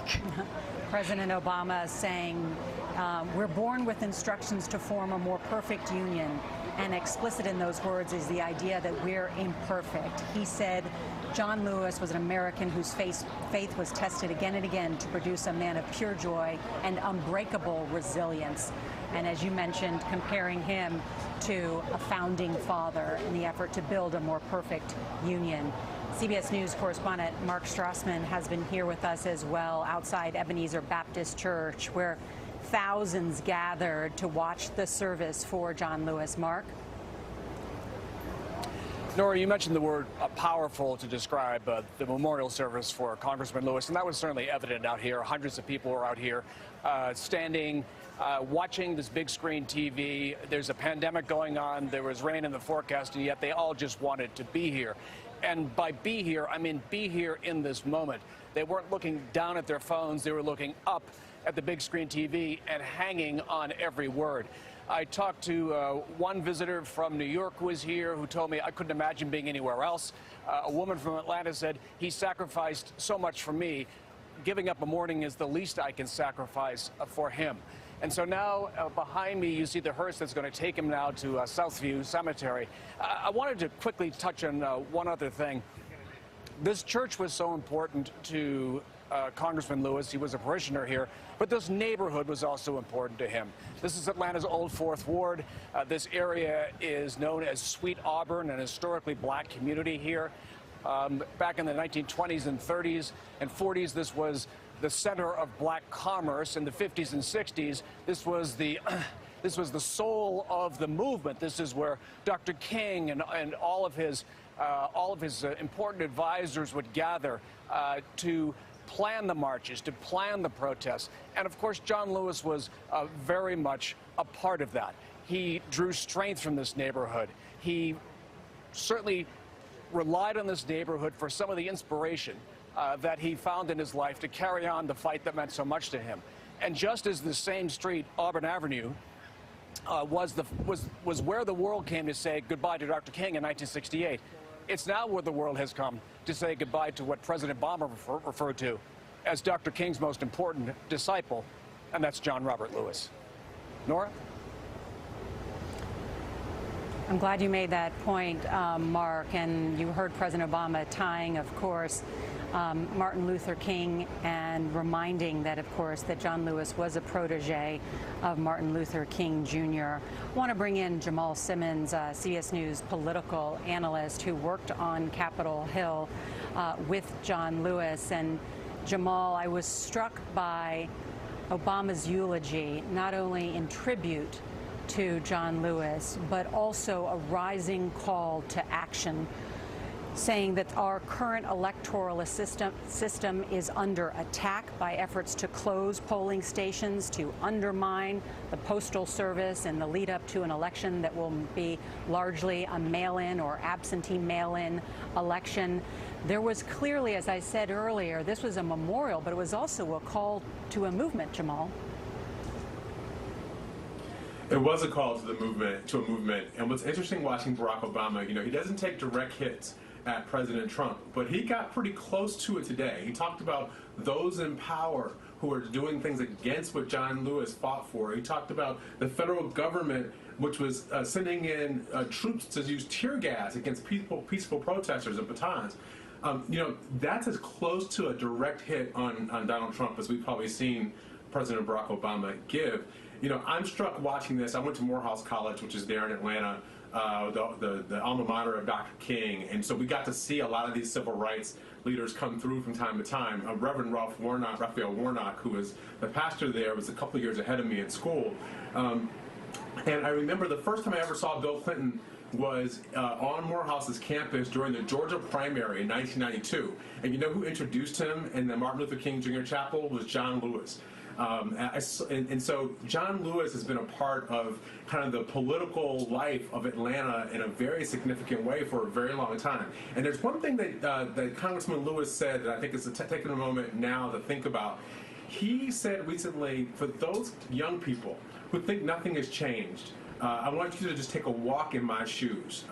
And I think it's helpful for us to just think about the things that are different today from when John Lewis was there. The poverty rate for African Americans has been cut in half since the 1960s, from 41% or so to about 21%. African American college graduates have gone from 3% African Americans, 3% of African Americans have had college degrees. Now it's up to about 26%. We've seen these kinds of growth. Members of Congress, there were 5 members of Congress in 1964. They're now 5 black members of Congress. They're now 56 members of the Congressional Black Caucus. So I think it's helpful to think about that, but there's more work to do, as he talked about, because black wealth is 1/10 of what it is for white wealth. There's only 3% of the United States Senate where black members, 3 United States senators who are black members. 3% of Fortune 100, Fortune 500 corporate leaders are African American. So as John Lewis said over and over again, it's helpful to get in good trouble. And I think voting is the first place that people on that stage today began to focus on, but there's so much more in terms of changing the economic reality of African Americans so that 20 years from now, my kids aren't having the same conversation that we're having today. It's an excellent point, Jamal Simmons, and I also want to turn again to retired CBS News correspondent Bill Plant, who joins us from Washington, because Bill was there in Selma on the Edmund Pettus Bridge back in 1965, which became known as Bloody Sunday. And I wonder, Bill, if you were struck by those comments by Obama when he specifically referenced Bull Connor, of course, who directed the use of fire hoses and attack dogs, essentially tying that to the agents that are being used in Portland, Oregon, and other places right now, referencing George Wallace, of course, the segregationist governor of Alabama, who supported the Jim Crow laws of segregation. And as Jamal just said, not mentioning Trump by name, but drawing a clear line to the policies of the current president. It was striking. President Obama was very specific, Nora, about continuing the work that John Lewis started. And that's not really a surprise, because Lewis himself realized that there was a long way to go. He remembered the time that at the end of the Pettus Bridge March and the march which followed it into Montgomery, there were declarations that segregation was all over in America. Well, of course, in spite of the progress that Jamal mentioned, there's still ways to go. And Lewis continued that struggle for all his life. He told me once, he said, I think it's important for those not even born to know what happened, to know the price that was paid. And he didn't preach religion out loud, but he lived it. He lived it through the rest of his life. And we certainly saw that in the remembrance today, Nora. Mm-hmm. And it was, Bill, I'm trying to think of occasions, since you've covered so many presidents in your career, to see three former presidents together, and of course a letter read by former President Jimmy Carter, who could not be here, to see all of them gather in person, except for President Carter during a pandemic. Extraordinary to have that gathering. It certainly is. It doesn't happen very much in our history. It happens usually only when there is a major celebration or a major funeral. But it showed today how both presidents of both parties regarded John Lewis as a man of integrity and someone, a seeker of justice. Well said, Bill. And as was pointed out, that President George W. Bush signing into law the Voting Rights Act as well. I want to bring in Chief Congressional Correspondent Nancy Cordes, who joins us from Capitol Hill. And Nancy, as was mentioned, John Lewis was known as the conscience of the Congress. And you heard the many mentions today, not only to honor John Lewis's legacy by going out to vote, but also the calls to rename the Voting Rights Act that is up in the House and has been stalled in the Senate after John Lewis. Right, but many Democrats feel, Nora, that that should just be the first step. And while that is a fitting tribute, a fitting honor to rename the bill after him, what would really cement his legacy, they say, would be to pass the bill. It has already passed the House. It has gone nowhere in the Republican-led Senate. And even over the past week, as John Lewis has been so much in the news, his accomplishments, his legacy, we have not gotten any indication that the Senate might take up that bill anytime soon. Broadly, what it would do is restore some of the protections that were stripped away by a Supreme Court ruling a few years ago that enabled some states to put new restrictions in place on voting, whether it's voting registration, early voting, that kind of thing. So it's something that John Lewis was very passionate about, very involved in the crafting of that bill, and something he dearly wanted to see passed. And so that's why you heard not just Nancy Pelosi, but former President Barack Obama mention it today and argue that perhaps the filibuster itself in the U.S. Senate, this grand tradition in the U.S. Senate, should be stripped away if that's what it takes eventually to get that law passed. Yeah, forgive me if you mentioned this, Obama calling it a relic of the Jim Crow era, the filibuster. Mm-hmm.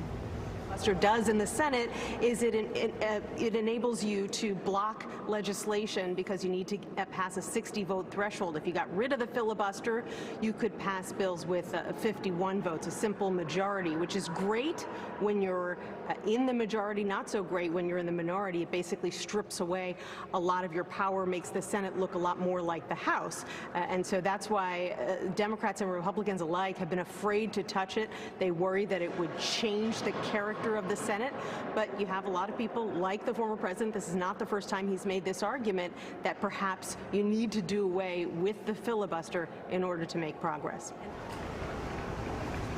Nancy, I want to show everyone, just as we're watching the hearse about to leave here, Ebenezer Church, I want to show everyone the picture when John Lewis left Washington and the double rainbow that appeared over Capitol Hill.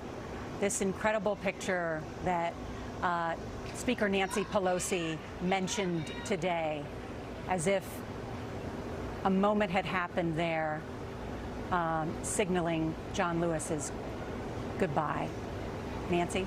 And Nora, that was a really striking moment. We don't get a lot of double rainbows here in Washington, D.C., and that's why it got so much attention. At the exact moment that it happened, it hadn't been raining in the District of Columbia, and yet there it was. Speaker Pelosi saying today that it was almost as if John Lewis himself were sending a message saying goodbye to his longtime colleagues, and she said today, as she has in the past few days, that he was always on the side of angels, and now he is one. It was really a striking moment to see that double rainbow, especially here in the nation's capital.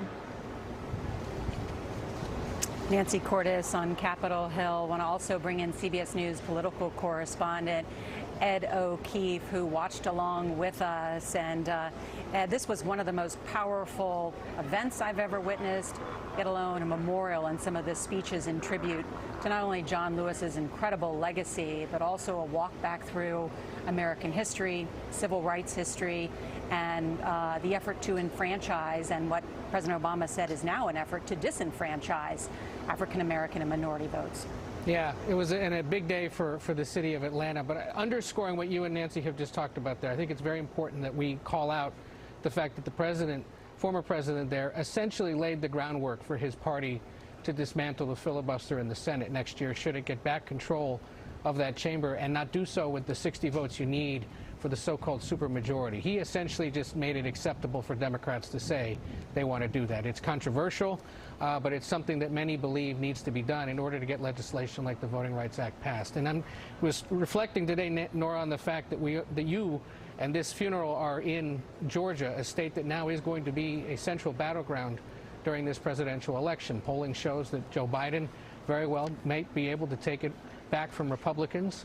There are two competitive Senate races in that state. One of them actually involves Reverend Warnock. He is running for the Senate as a Democrat against the sitting Republican Senator Kelly Loeffler. And so this was quite a platform for him to have today.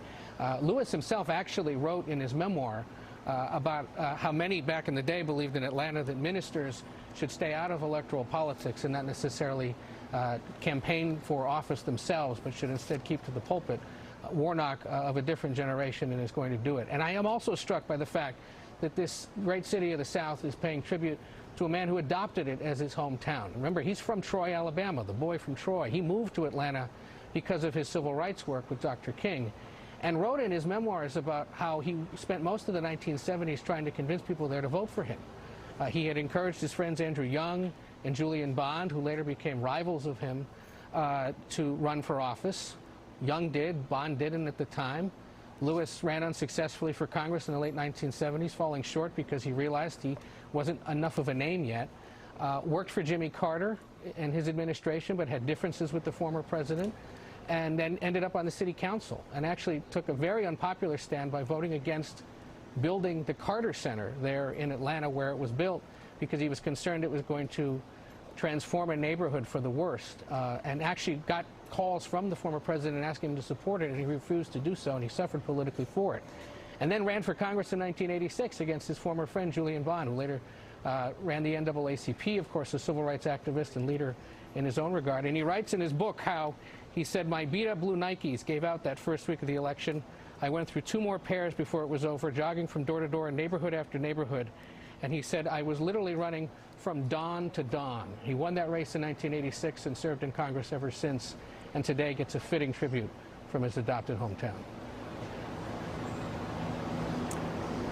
Well said, and a great piece of history there in that particular race. Ed, thank you for giving that all context. I want to bring back in Michelle Miller. We should also note this was a lesson in civil rights history, because we heard from Reverend Lawson, who was the one who preached and taught all of them the values of nonviolent protest, what to do. There's footage from back in the 60s about how to do that. We heard, and he's in his late 80s, we heard from Zernona Clayton, who turns 90, who introduced John Lewis to his wife, Lillian. And, you know, the personal side of this, saying she didn't understand what he meant by good trouble, but good trouble meant to right the wrongs of society, and he did a pretty decent job of that. But she said also, be kind. Be kind. I want to hit for a moment just this idea of the Voting Rights Act, because that was so deeply personal to him. It was such a part of his DNA without him even knowing about it until late in life. But you have to recall that his great-great-grandfather, who was an enslaved American, the minute the 13th, 14th, and 15th Amendment were passed, he went out to register to vote. Keep in mind what is taking place today, in the words of Barack Obama. The same vestiges of what Barack Obama talked about, suppressing the vote after Reconstruction occurred back then. And so that he, the great-grandfather, this ancestor of John Lewis, was among the more than 180,000 registered black men in the state of Alabama. And that by 1901, when the Constitutional Convention was enacted, and the poll taxes and the literacy tests and those things that suppressed the black vote, and by the way, poor whites in many respects as well, from voting, that drastically reduced the voter rolls so that there were less than 3,000 African Americans by 1901 who were registered to vote. So this is really very personal. It was a personal issue for John Lewis, because he understood how the rollback of rights can occur when you think that you have it in hand. You had 3 amendments that enfranchised African Americans to the Constitution, and yet the states gained control of voting. And in a way, I guess he was concerned that this was going to happen all over again. Certainly, our former president believes we're in the midst of it as we speak. The president also at one point asking us to imagine the 20-year-old John Lewis and his college roommate to challenge an entire infrastructure of oppression when they fought to end segregated busing in the South after the Supreme Court ruling. He said when there were no cameras, that imagine doing that at the age of 20. It really speaks to this courage of a man who was honored here today. Michelle Miller, thank you. Thank you. And thanks to all of our correspondents and those who joined us today in our coverage of the celebration of life for John Lewis. It will continue on our 24-hour streaming network, CBSN. You can watch it at cbsnews.com or on our CBS News app. And there will be more on your local news on this CBS station. And we'll have a full wrap-up tonight on the CBS Evening News. This has been a CBS News special report to honor Congressman John Lewis. I'm Nora, CBS News, Atlanta.